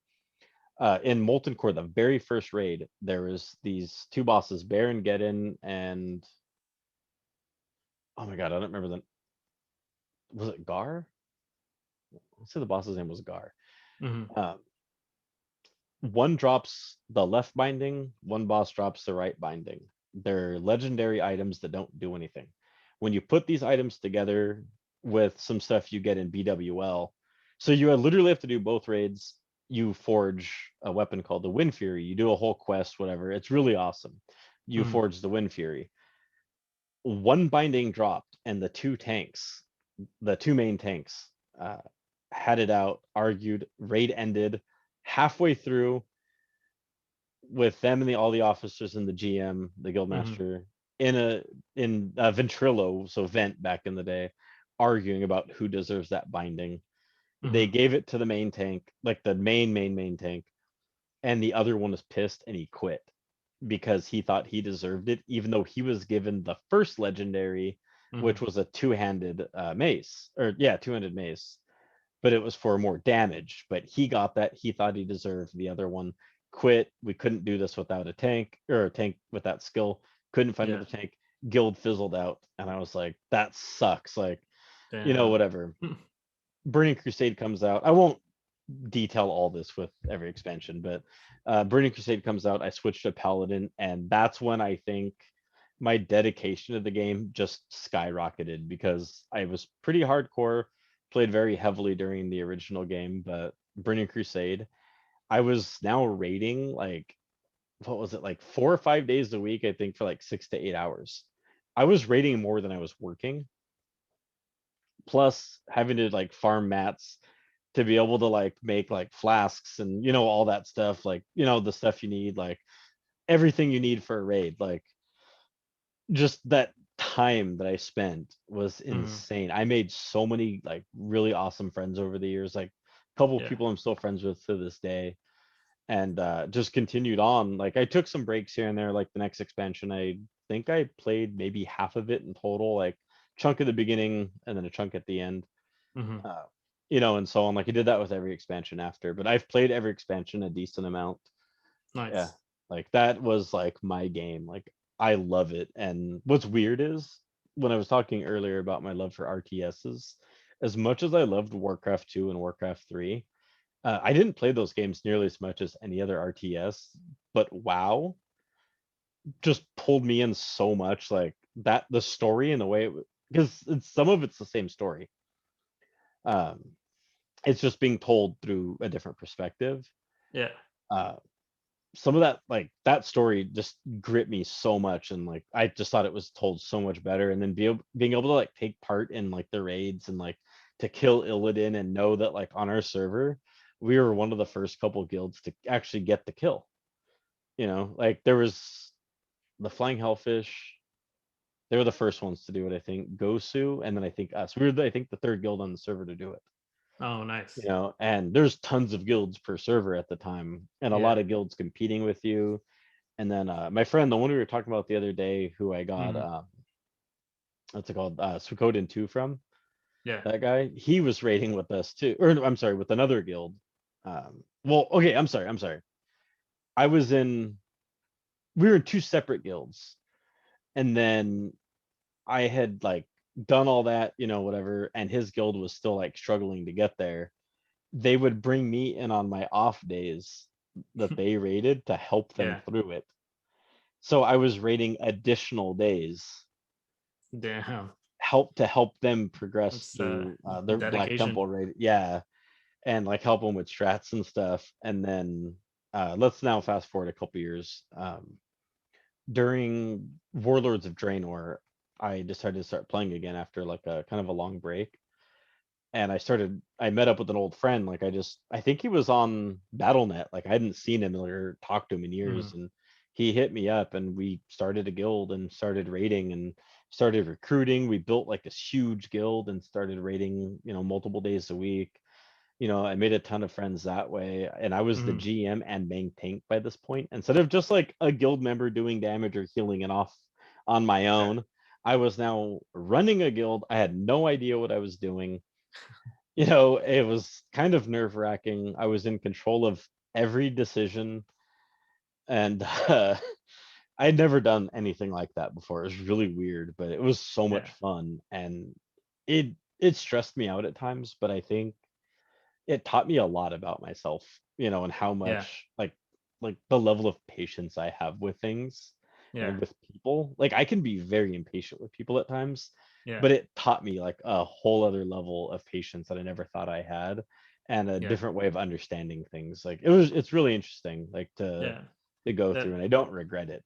yeah, that's cool that you got some kind of like positive psychology out of it, like Yeah. to apply into real life situations. it it's a lot like managing a store, like in a way, like Mm, being like a retail manager. So it's like just dealing with different personalities and different people wanting different things, and yeah. things having to like go a certain way, otherwise things don't function properly. Yeah. It's very similar in that respect, and I think Yeah. that actually helped me like be a better manager at like work when I was doing retail.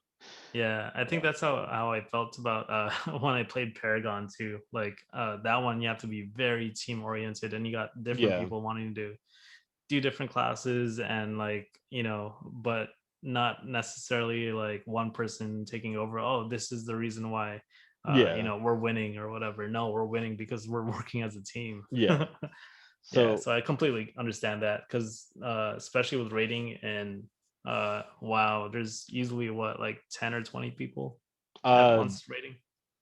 it was 40 with a 20-man raid, a 10-man, was it 10-man? No, AQ 20. ZG was 20. So it was 40 and two 20-man raids in vanilla. Then it was a 10-man raid and multiple 25-man raids in the next expansion.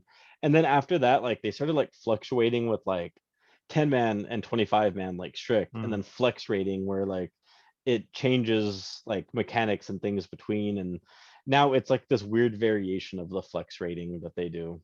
But yeah, it's like a minimum of 10 and a maximum of 30, but if it's the mythic version, it's a maximum of 20. Like you can, yeah, and a minimum of 20 actually. Like if you try to do it with 19 while you're progressing, you won't do it. You need 20 to progress. yeah. But one last thing I'll say about like the like guildmaster thing that I thought was funny.